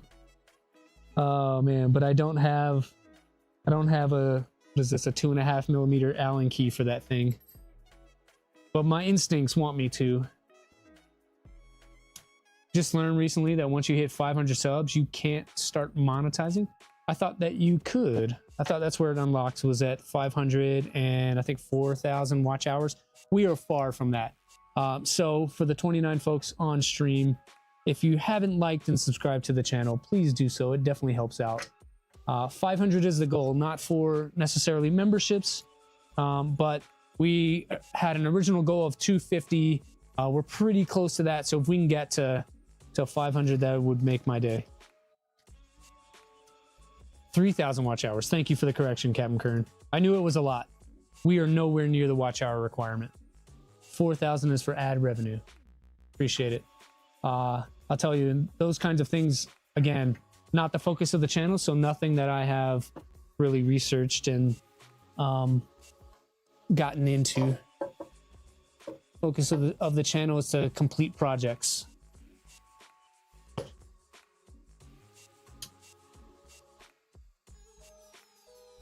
Partially monetize, 1,000 needed for ad. Cool. Again, all of that stuff would, you know, be a little bit of a side hustle and help out with some of the stuff that we're doing. Not really the goal of the channel, though. Not to say that I would turn it down and return their, you know, ad revenue dollars. It would definitely go back into the stream, but it's not a thing. Oh, do we have Steve here? Steve builds. Oh, tells you where my mind's been. Time just gets away. What? Oh, we do have Steve. I missed you. Sorry, buddy. Yeah, you've been back a week now. Yeah, you streamed yesterday. We did, what is it? The Reaper build? Or the 3D sets build? I think it's the Reaper.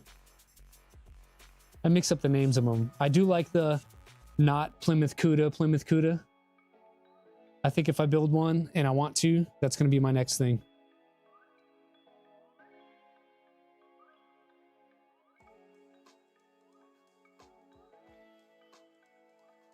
Steve, today you're going to be streaming here in, I think, like an hour. If you guys have not checked out Steve Build's stream, he's fantastic. Most of the things that I do now naturally come from learning it from Steve and some other folks.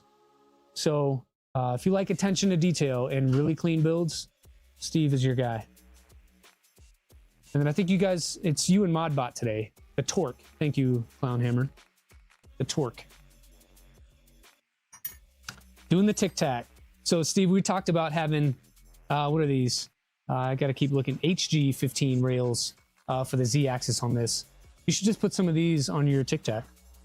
It's not overkill at all.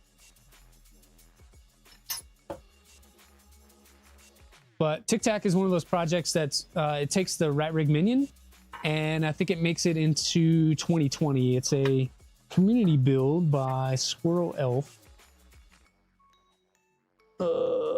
Squirrel Brain, sorry, Squirrel Brain. Ooh, trying to maneuver this thing so we can get to that rear motor. I'm just gonna lay it down, I think. Try not to knock the door on off the desk. But Squirrel Elf built that project as kind of an answer to having a 2020 version of the Minion, and that's what Steve and Daniel are building. Looks like a pretty sweet project. I'd like to build one, but again, time and constraints.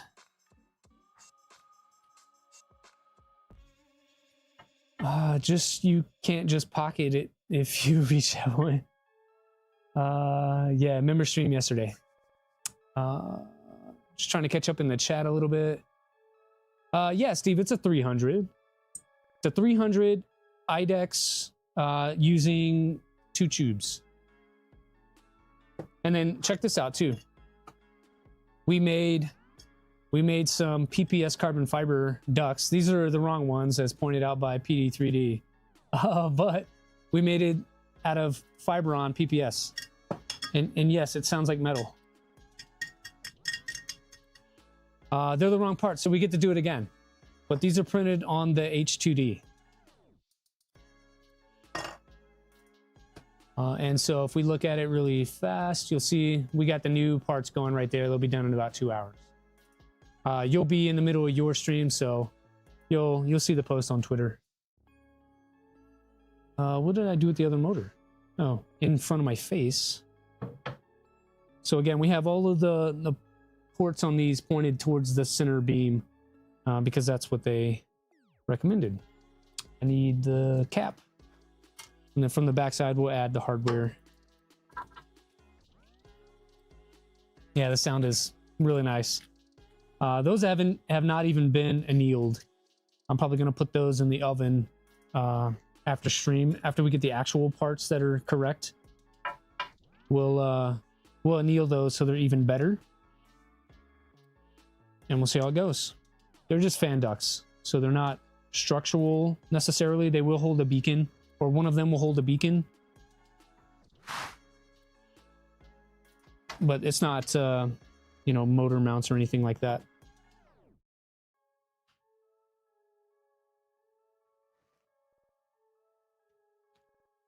But Steve, what I was saying is, like, when you guys are working today, I hope that you share some of your insights from your trip. If you have not already done that. If you did, I missed it. And I'll have to go back and catch some of the stream yesterday. I wasn't available to do the full Steve yesterday. we're out here trying to get rid of some gym equipment. Made some resale money on that one, and then cleaned up a little bit to prepare for today.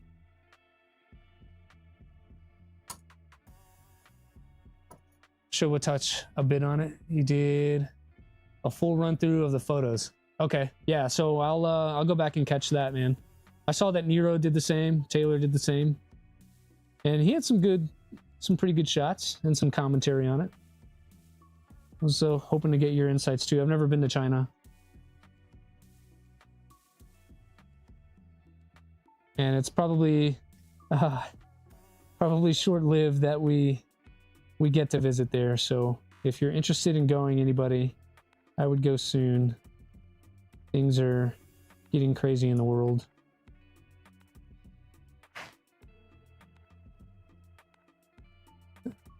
Ryan, if Steve learns some Chinese, I want to hear it. I think I told this story before, but I used to fly with this one guy. He was from like Tennessee, so he had this really like draw to the way that he spoke. Very much sounded like he was from Tennessee, but he studied Mandarin Chinese and was fluent and could turn it on and off in the middle of conversation and would freak people out. He would go from one southern draw accent to Mandarin Chinese. Only Chinese that stuck was thank you. Shishi, right? Appalachian, maybe.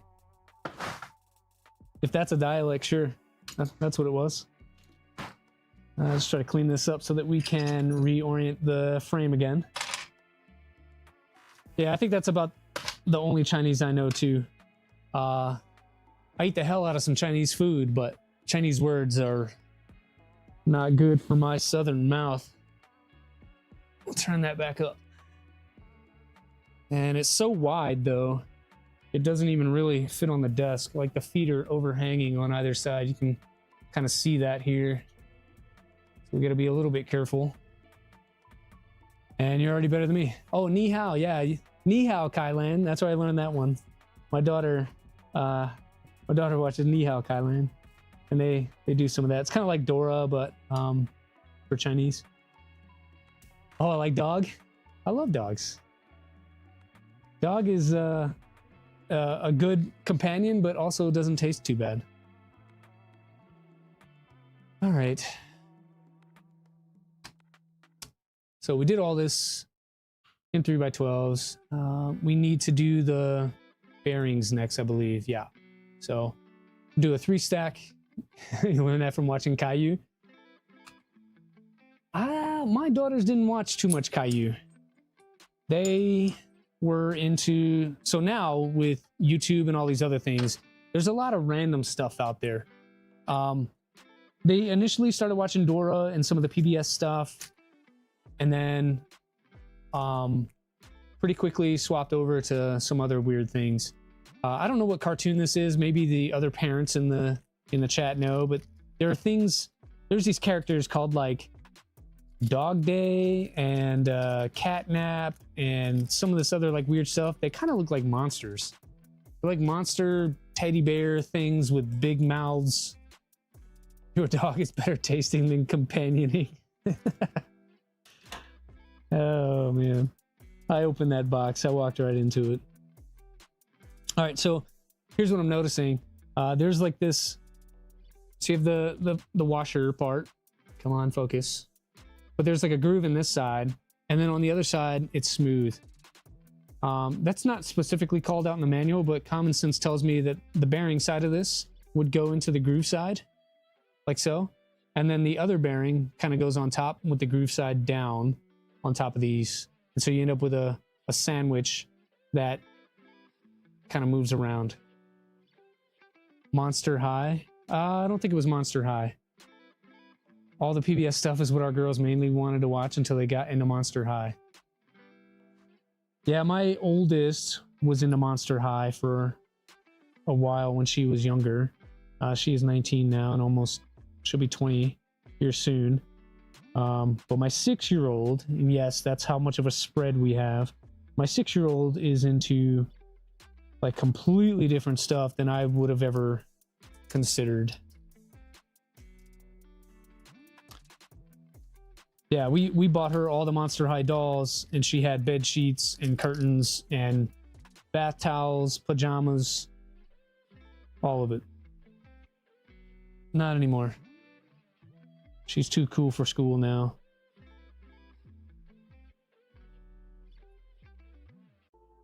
I like this idea though. Having I think RatRig's the only one that does it.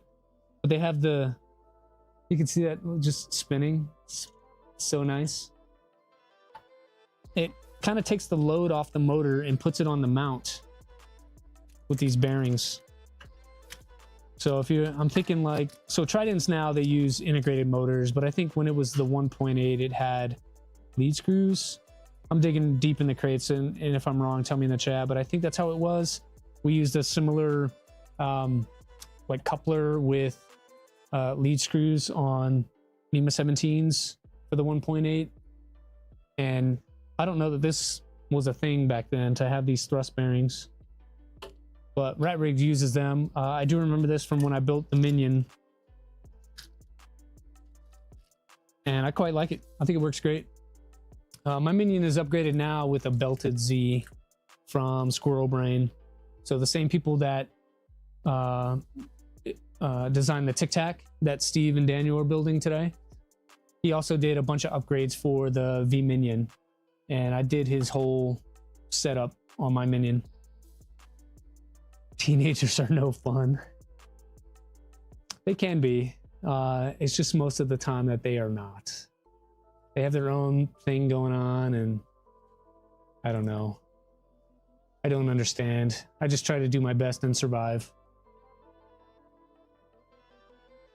Okay, we did that, and then thrust bearing fully inserted in the printed part. Top ring of the thrust bearing should be flush with the top of the pillow block. It was. If I look around, all of the couplers spin smoothly. They all seem to be right. Caught. Yeah, they did fight over it.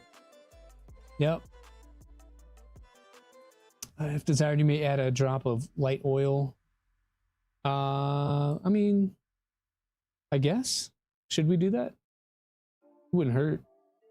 I've got some oil. We can do that real fast. I didn't know that was a thing. Should have read that earlier. We talked about getting ahead a little bit and reading forward, but I failed to follow through. So let me see. I got some of this. It's kind of my go-to. I like this one. This is the oil one, and then you have the grease one. Let's see. Then you have the grease one that is like thicker. And these are the two that I like to use. This is like the sewing machine oil, but it is synthetic. And if you remember back earlier in the manual, it said do not use like graphite or PTFE type lubrication in there. And this does have the PTFE additives. So it's called Syncolin PTFE. So I did not use this on the rails and chose to use EP2 instead. But we can add a drop of this onto these bearings just to be sure. I'm just gonna do like 2 or 3 touches. Like I didn't squeeze the bottle or anything like that. I just just touched it to the bearing and spin it a few times, and that should be fine.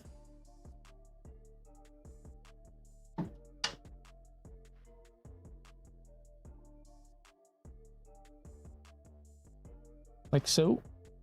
Oh, that's stuck. Cool.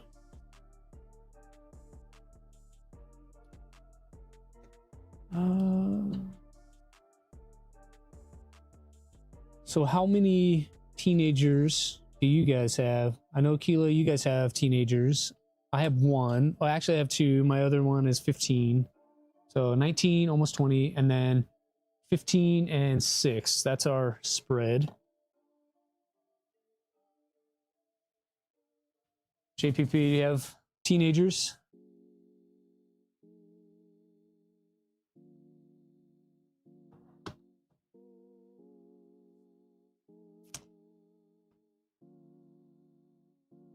You would rather use the grease? I'm Ryan, get out of here.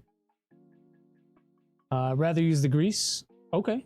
Projects in Dad's Garage has 18, 13, and 5. Okay, so you're like me, man. You got the spread. Captain Kerner's got 2 boys, 17 and 19. Those aren't boys anymore. Those are adults now. Those are men. Put them to work. Yeah, and they're all girls. I fly airplanes, Keela. There's a running joke that if you fly airplanes, the radars mess with your tadpoles, and you're not allowed to have boys. It changes them chemically somehow. Your oldest is 28? Holy crap.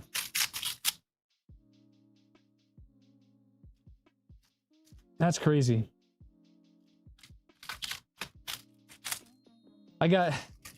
So the guy that bought some of the gym equipment from me yesterday, he's like, hey, you know, how are you? What do you do? And blah, blah, blah. We're doing small talk.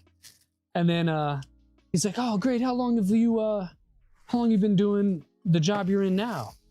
I was like, oh, dude, like 23 years. He goes, oh my God, you don't even look that old.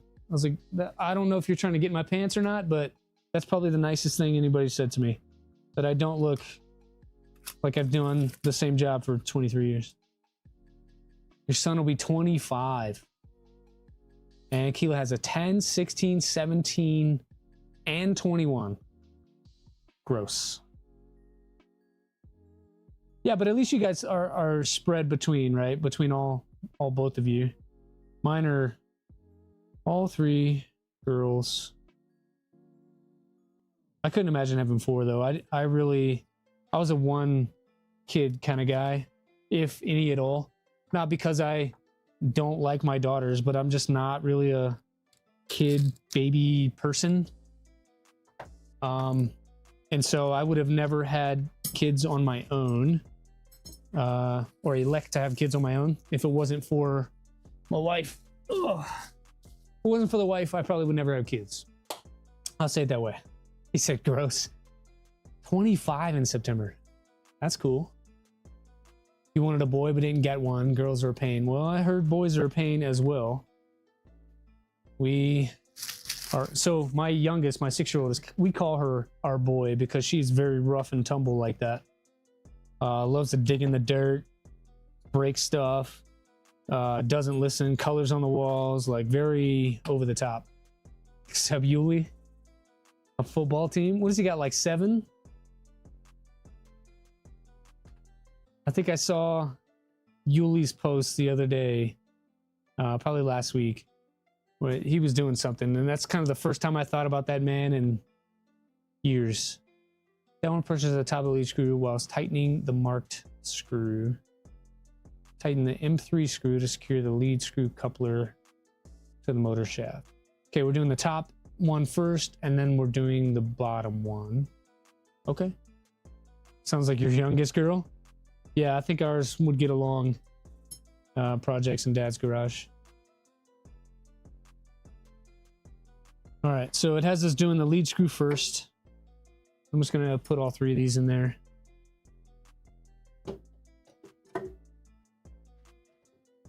Like that. So, and then we'll tighten down the lead screw. So we'll just press it in there until it bottoms out, basically is what it was telling us. And then we'll just do this up. So we'll get it started with that guy. And then flip over to this to kind of snug it down. Don't have to crank on it, I don't think. It's probably just keep it snug so it doesn't come out of there. So like that, right? And then once that happens, you can do up the bottom one to keep it in place. Same amount of tension, roughly, so that it doesn't fall off if you happen to move the machine. For me, I did finger tight and then like maybe a 1/4 turn-ish. And repeat that 3 times. So lead screw all the way down, cinch this down, and then maybe like 1/4 to a 1/2 turn there. Push it down, same on the bottom, 1/4 to a 1/2 turn after you get it snug, like so. And that's not coming off of there. They said to hold down on the coupler, then tighten it. Yep, it's fine. So I'm pressing down, like I'm not gonna press anymore. It's not gonna move, it's metal on metal. So I'll do it on this one, but I don't know that it matters as much as they tried to make it seem.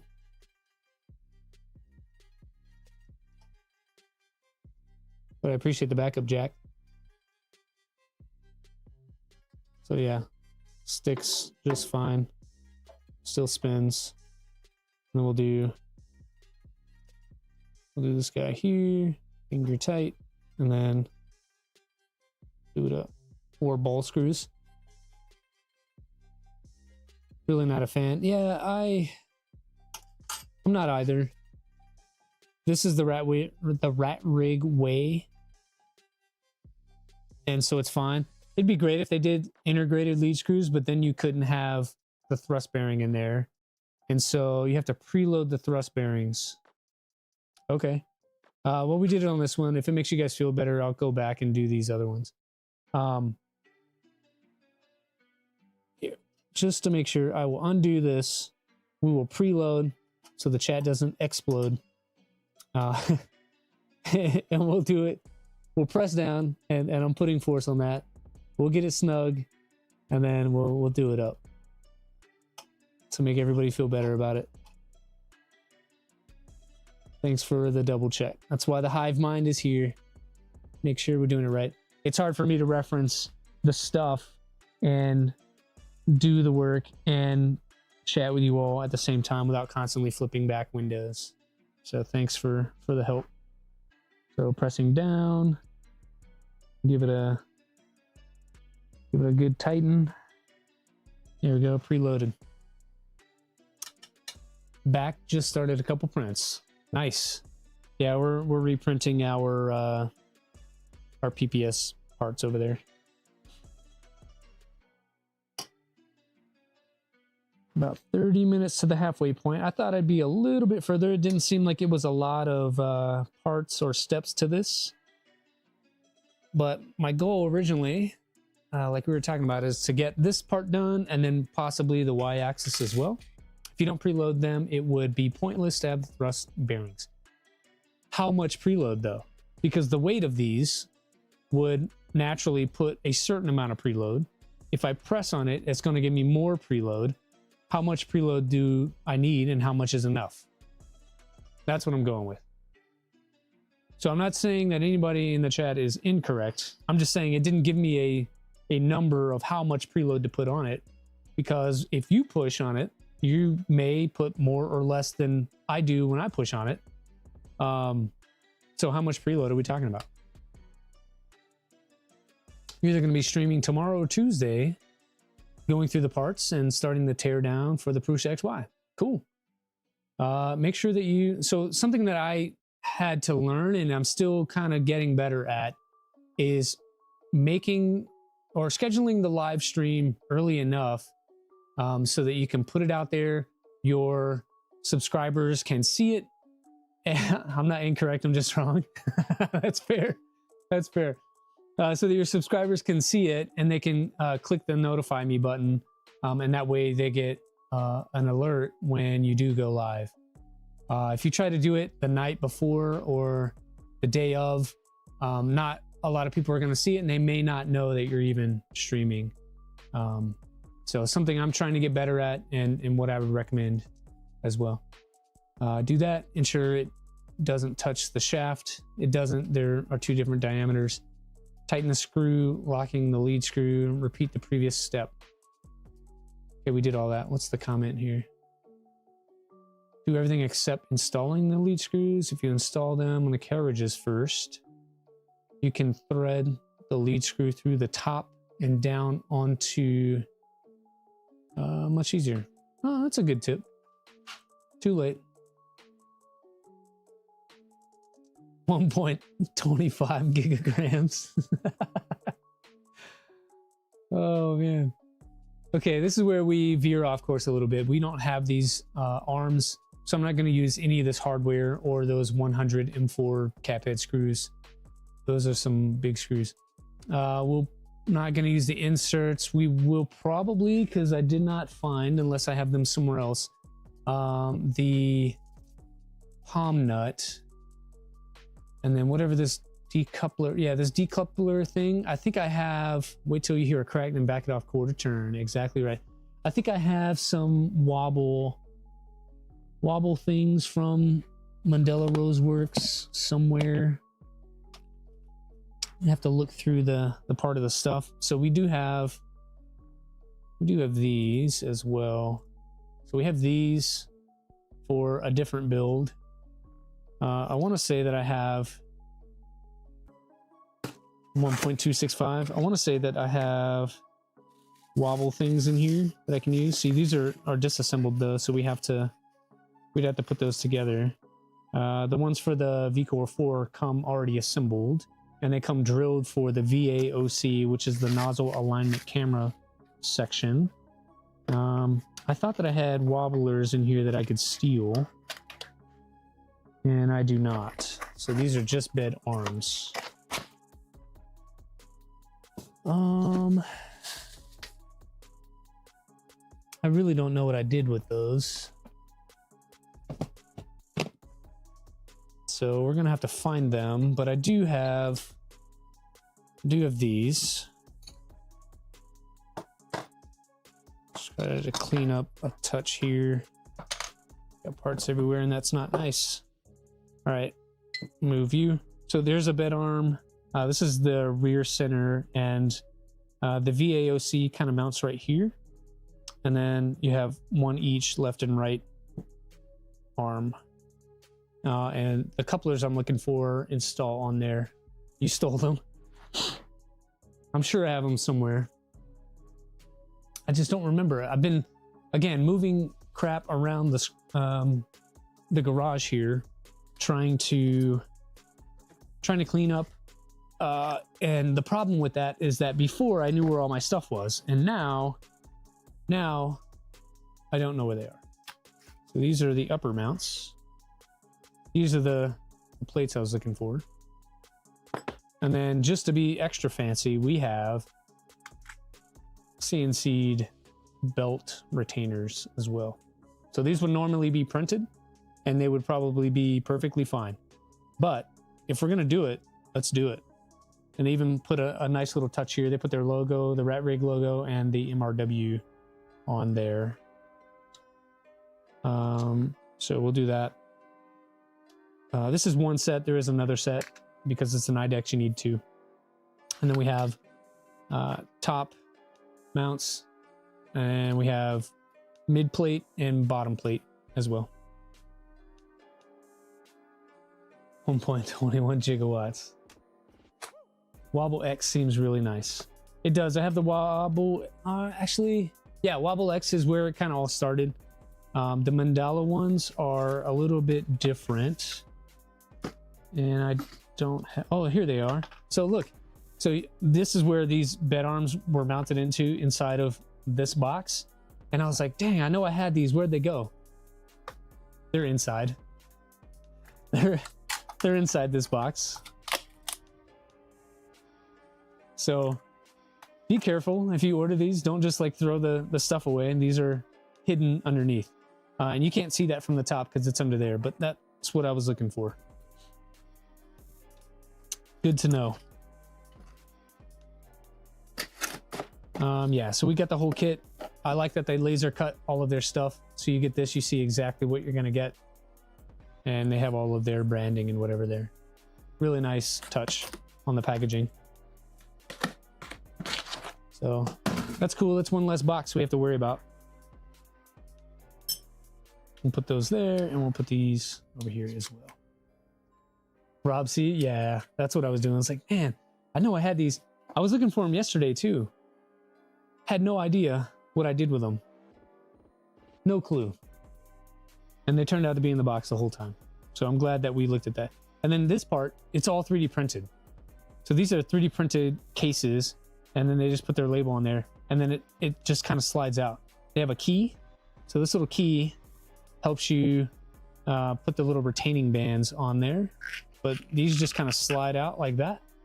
And you have all the hardware you need, and then this little key is what you use to put these bands on. So these are just rubber bands or silicone bands that keep the things together, and then allows them to slide very similarly to how the stock ones work, but these are CNC'd and they work great for going on there. They're meant to go together. So we'll bring all that out because that's the step we're kind of on right now. And then if you want to keep that for reasons, I guess you could. I did not. I have these on my Trident as well, these wobblers, and they work great. Okay, what do we need to do here? Some extra bands. That's always nice in case you break one or they wear out. You get 3 extra bands. I know it's hard to see, but this is them there. And then whatever hardware we have here. Some stainless button heads, it looks like. Those look like 10s. This is where we get off script a little bit. I don't recall any instructions for the arms, but there are instructions for the motor mounts. So we'll need to get this done eventually when we get there. But for the arms, I feel like they're pretty straightforward. I don't recall seeing any specific instructions, but we're going to go to their page real quick to make sure. I'll keep that open just in case we want to get some later. Clean up the desk a bit, and we'll go to the Mandala site. And we'll go to, out of the way, this one, and we'll say this thing. There's our parts. So if you want any of these parts, this is where you can go to get them. I'll drop this in the chat for you all. Just in case you want to get fancy. There you go.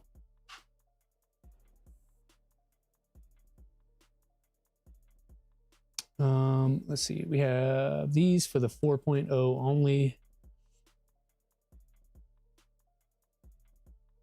Sweet, that's what it looks like. Great, love it. Okay, so the one with the beams goes on the left-hand side, it looks like. I will lose 5 millimeters on if I use both bed spacers, and we'll have to adjust my config, or you can remove one and be spot on. Oh, we're talking about the spacers here. Let's see. Designed to work with the minis. We have the minis. I did the upgrade. Let's see, not required though. So if you wanted to use the original ones and just get the bed arms, it looks like that would work. Want yes, with a wallet, hunt me down. They're only 144 bucks. Let's see, right front arm gets the chamfer magnet, left front arm and rear gets a flat magnet. Okay. AB nuts are attached to the bottom of the Oldhams, and the Oldhams and nuts go below the arms. It's a little bit confusing, but I think I got it. Pictures help. So I don't know how to make that bigger, but those are the instructions. So it looks like Oldhams at the bottom. Let's see. Will require a modified wiper. I can download it here. I guess I'm gonna have to download that. AB nuts are attached to the bottom of the Oldhams, and the Oldhams and nuts go below the arms. What nuts? I don't know what they're talking about. I don't know, maybe we'll find some information here. So that goes like that. Oh, I guess I need these T-nut things. Maybe that's what they're talking about. The black screw nuts that are in a box somewhere. Probably behind me. Yeah, so we get the T8x4. So this thing here, and then it goes on, and it goes under from the bottom. Take care not to over tighten as you may damage. Let's see what this comment says. Inserts must be rotated by 90 degrees, not 45, which is physically impossible. To not build 2 identical arms. Yeah, I don't think those apply to our situation, but that is pretty funny. The palm nuts, yeah, tracking PD 3D. Sometimes an extra word is all you need to understand what's happening. Again, we're not going to do any of that. We're not going to over tighten. We're not doing any of this. We will put these on the lead screws and we'll attach it to the carriage. Do not force, do not over tighten, and then we'll do that 3 times. We'll do the rear as the same. Cool, and we'll have to add this part on, I think. Yeah, not doing any of that. We'll install, and then we'll put on the constraints. Okay. We'll have to figure this out as we go. It's not going to be one for one the same. That's why we're here. So that if you want to do this to your RatRig, you kind of have an idea. A little bit better idea than I do. Let's move the camera. Sweet. All right, so I think I'm gonna start with probably the easiest one, this front left. And if I remember back from the RatRig page, it said that this one with the 2, whatever you want to call that, rails, I guess, that goes on the left-hand side. And then this one goes on the right-hand side. So that's what we're gonna do. So I think first things first, we do that like that, and then this goes on there. That's how I see that.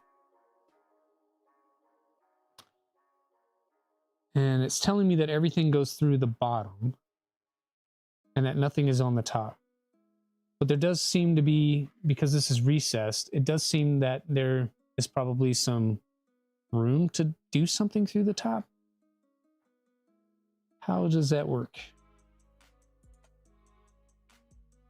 How does that work? Oh, okay, I remember now. So there are spaces here. So those spaces are for the screw head to go in. So I have to disassemble, put these screws in. These screws go into the bottom of the arm to hold that on. So this way. And then the other side is threaded here. And that's how this T-nut goes on there. Or the palm nut goes on there. So we'll have to figure that one out real quick. I think I was able to, yeah, so I was able to slide it like this when I was doing my trident. And then I just put the screw in there. And then it would slide back and kind of stay. Now, to get to it, to tighten it down, I had to do the same procedure, but I mean, it's manageable when the arms are outside of the machine. If you were upgrading later, I would recommend that you just remove the arms instead of trying to do it upside down in the machine, because it was a little challenging to get through. So there's 2, and then just slide it out. We'll put the other 2 in like so, and like so, and cool. Real question, do we thread lock these so they don't move? I think yes. I think it's cheap insurance. What did I do with my stick? Here we go. Do that. We'll just add a touch to the ends of these for insurance.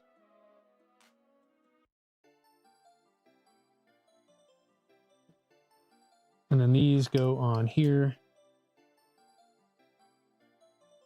I'm seeing like 2 extra holes there. I don't know what those are for.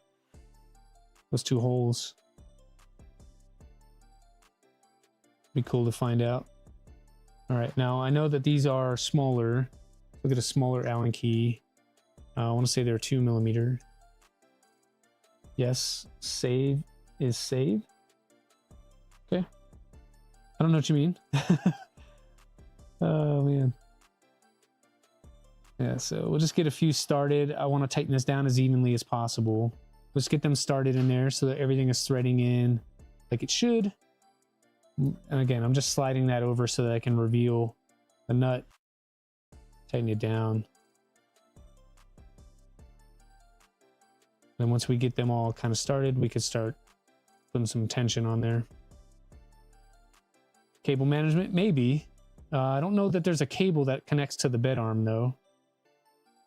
There is an end stop, I think, on this left-hand side that runs down the frame, but I don't think it connects to the arm. So I don't really know what those are for. Maybe we'll find out later. The rear should have some, this guy here should have these, oh, sorry, on this side here for the cable management. So the bed wire will come down and go to the base. So that makes sense to me.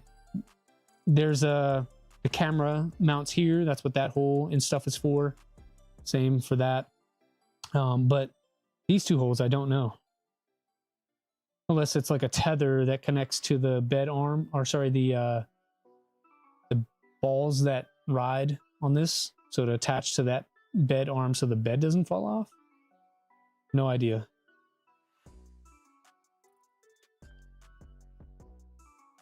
So I think I'm gonna just do all 4 of these real quick, and then we'll install them into the printer itself. Just putting a little tension on those. They're stainless. Don't want to strip the button head out of it, so be careful.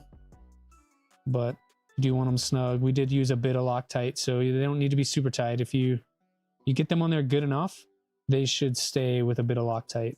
They should not back out on you. But that's one of those hidden features that if these do come loose, you probably are not gonna think initially to check it. The ones on the front 2 are for the felt wipers. That makes sense. I had not considered that. But you said you don't use them, PD? If you don't use them, what do you use? Do you just not wipe, or do you use a prime tower? Like, what is your technique there?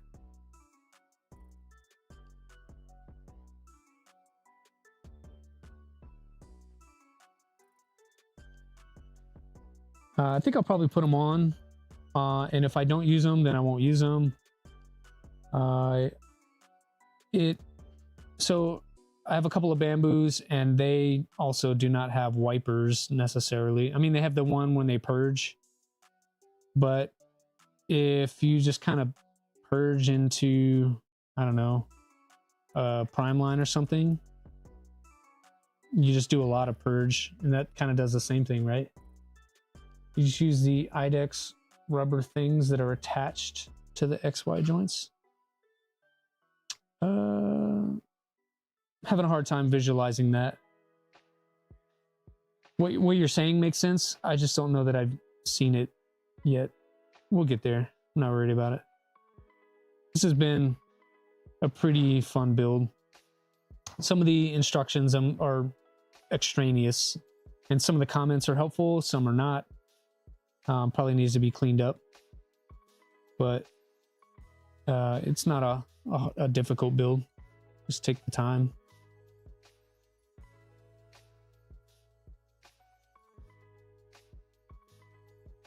So I just realized, like, you slide that over, not only can you get to the 2 on the outside that you can see, but if you look down in there, you can get that 3rd one as well, and then possibly even that 4th one, but kind of not really.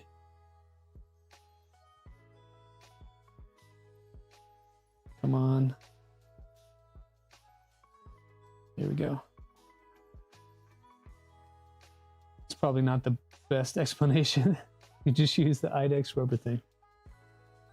Yeah, I think I understand what you mean. I appreciate you being in the chat. You've been super helpful. Talking me off the ledge with the Kraken motors and stuff, or the Honey Badger motors. What do you think about the Typhoon stuff? Do you plan to carry those fans in your store?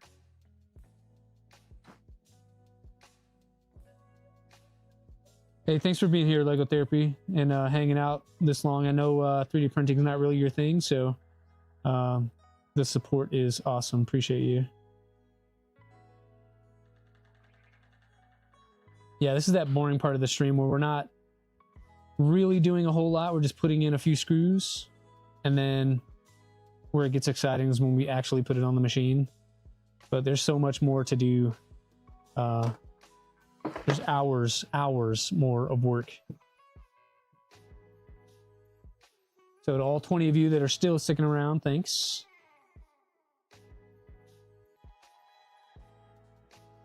I do the same. I'll catch as much of a stream as I can until I get busy. And then I'll go back and watch it on 2x or 3x. I have a hard time just listening to people talking. It's hard for me to continue to talk. Not sure yet, but probably. Carrying the parts, great. I need to check out your store more often. When I need Kraken motors, I'm probably gonna go to your store. I just gotta use the ones that I have first. I need the right project. Should probably turn this camera a little bit, yeah?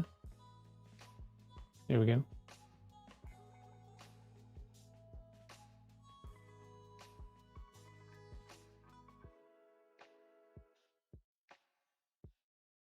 I was talking about using them on the Kraken motors on the V2. It makes the most sense to me. It's the most beefy frame that I have as far as a machine, other than this RatRig that we're building right now. And so because of that, it could handle some higher accelerations and speeds. But it is using Vitali parts on the X and Y and the XY joints and the idlers. I don't recall there being a bearing for the top of the shaft. So it should work. We'll have to see.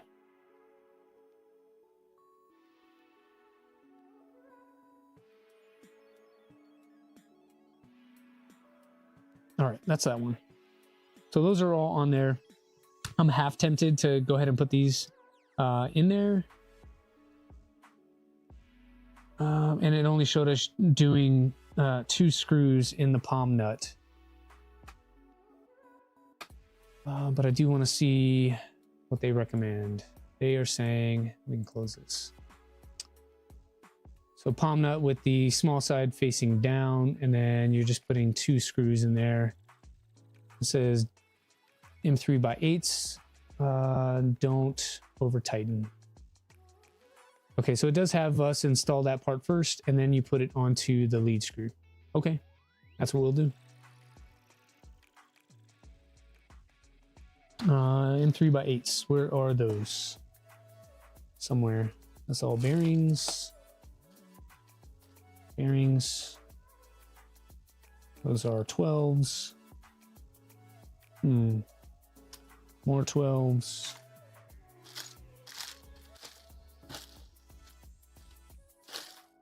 Ugh, I gotta organize this stuff. Set screws. I don't know that they're in this box. Oh, I lied. Here we go. M3x8s. Still here just chatting in Discord too. Jared's been on the phone. No, that Polymaker guy is a pretty cool dude. I was on Jerry's stream with him yesterday. That's the first time I had seen his face. I had no idea what he looked like. Seems like a cool guy. I think I need 6 of these. All right, JPP, see you, buddy. Thanks for being here. I'm probably going to call it here pretty soon too. Steve's about to start in about 9 minutes.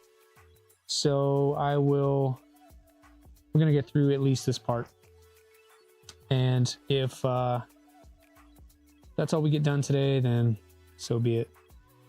Starting to get a little bit hungry and just kind of done for the day. 3 hours is a lot of time talking.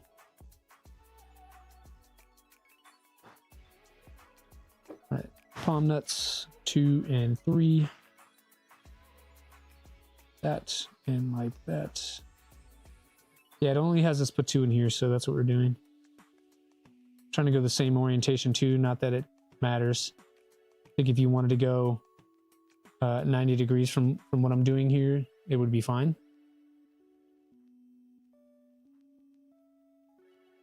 with these arms at least.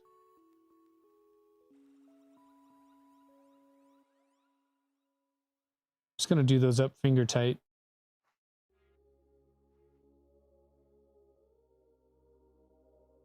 You say you're very smart and lots of cool projects. Yeah, he said he had 26 printers.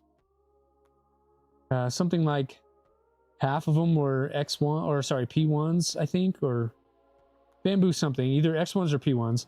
And then he had a bunch of K1s and a couple other things.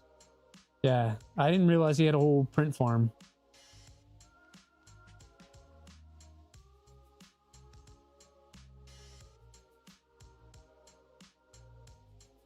But I get it. Jeremy's on the phone with him.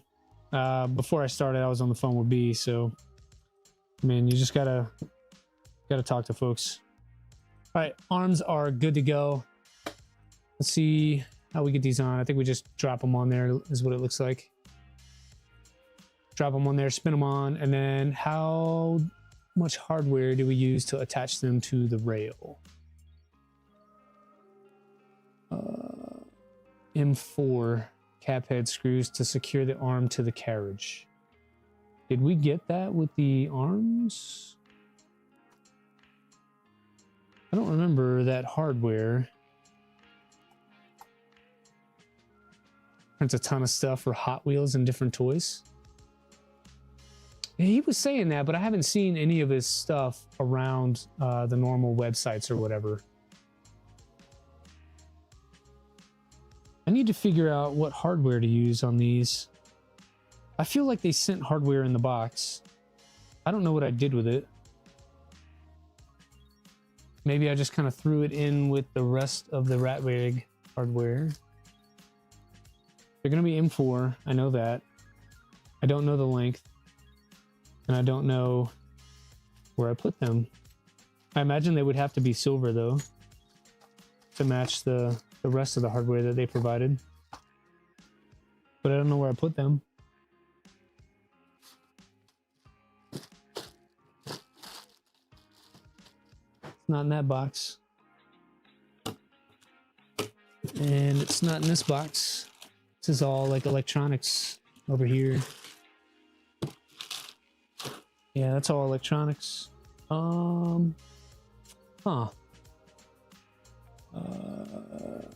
What did I do with it? Nothing in there. Jeremy's always on the phone with somebody. Married single woman. My wife tells me the same thing. Unfortunately. She tells me the same thing and says that I spend, I don't know, anywhere from 10 to 12 hours a week at work. And then I come home and I think I'm awake probably 2 hours, 2.5 hours, and then I have to go to bed. I get up super early in the morning. I go to the gym. By the time I come back, there's about 15, 20 minutes before she takes the kids to school. And after that, I am already at work by the time she gets back. So I don't really see them a lot during the week either. So I feel you, Keela. So I try to be present when I can. I really don't know what hardware I'm supposed to be using for this. Let's see, what do they provide in the MRW kit? And then I'll try to find it from there.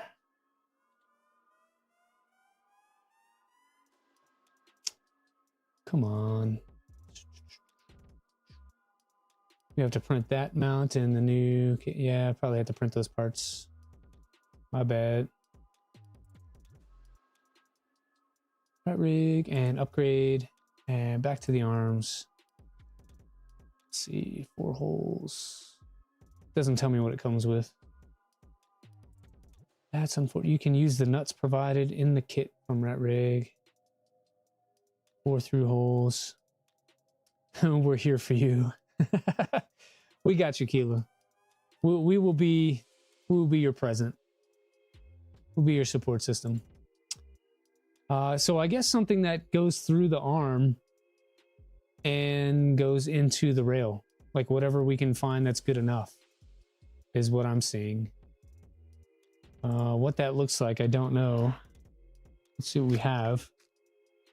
I legit cannot find. This is the extra parts bag, so probably not that. Those are M8s. Those are M6s and 3s. I see 5s in here, and then all of the M4 hardware that I saw was stupid long. There's some 20s that might work. See spacers and 3s. Man, there's some more 20s. I need like 12 of these though. And the 20s seem like they just come in 2 packs.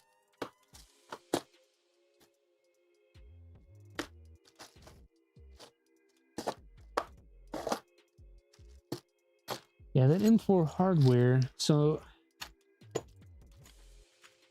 those are M6 by 50s. That's not right.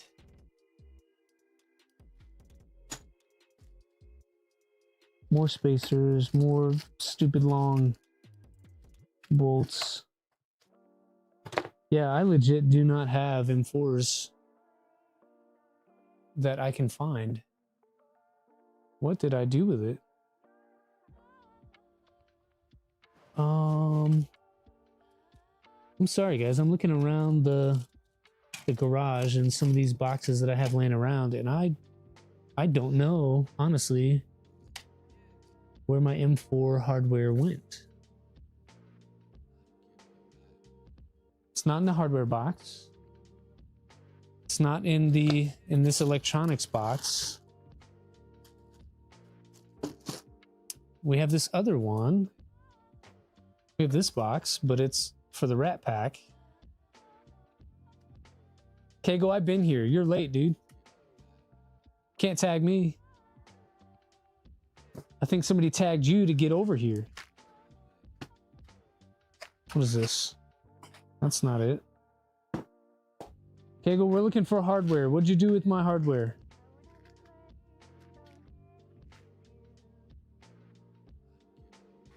We need M4s that I don't know where they disappeared to.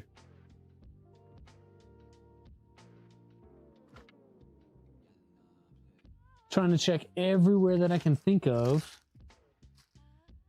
and I legit don't see it. That's going to be kind of a showstopper until we can find it, though.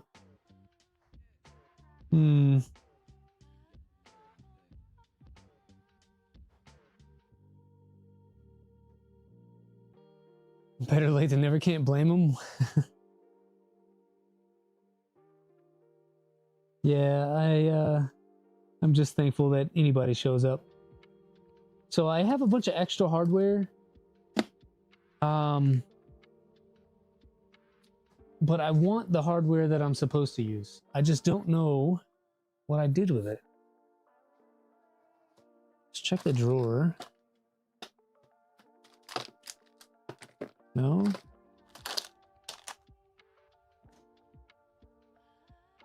Hey, all good, Pop Away. Go support Steve. Steve needs your loving. So here's what I got. I have this M4 hardware that is kind of random. I don't know that it's long enough to go through the rail, or sorry, into the arm and into the carriage. And it's button head, so it's slightly too big. I think it needs to be socket head. Yeah, I think we're gonna wrap up here soon anyway because of this hardware issue. Man, I have a bag. These are M5s though, and so are those. I genuinely do not know what I did with the hardware. That's unfortunate. I'll have to find that. Man. But I think it's time. This is probably a good stopping point. My brain can't think about where I put the hardware, and also we're at the mark where we like to pause anyway. So we didn't get fully through the Z-axis. I will finish that part up. Only thing we have left is putting the arms on legit, and then putting the lead screw restraint at the top. And then that's the entire guide. So I'll probably get that on after this while watching Steve and stuff. I just need to find that hardware. Instead of having me root around looking all over the place for stuff, we'll call it and send you guys over to Steve to support him. So again, all 17 of you that are left, thank you so much for staying to the end. I appreciate all the chatting, all the questions, all the support. You make the stream worthwhile. So thank you. We'll see you guys next week, Sunday, same time, 10:15 Eastern, 7:15 Pacific. You guys have a good one. Enjoy your week. Maybe there'll be a midweek stream, maybe something on Saturday. If I see you, I see you. If I don't, stop by on Sunday and say hi. Enjoy your week. Talk to y'all later.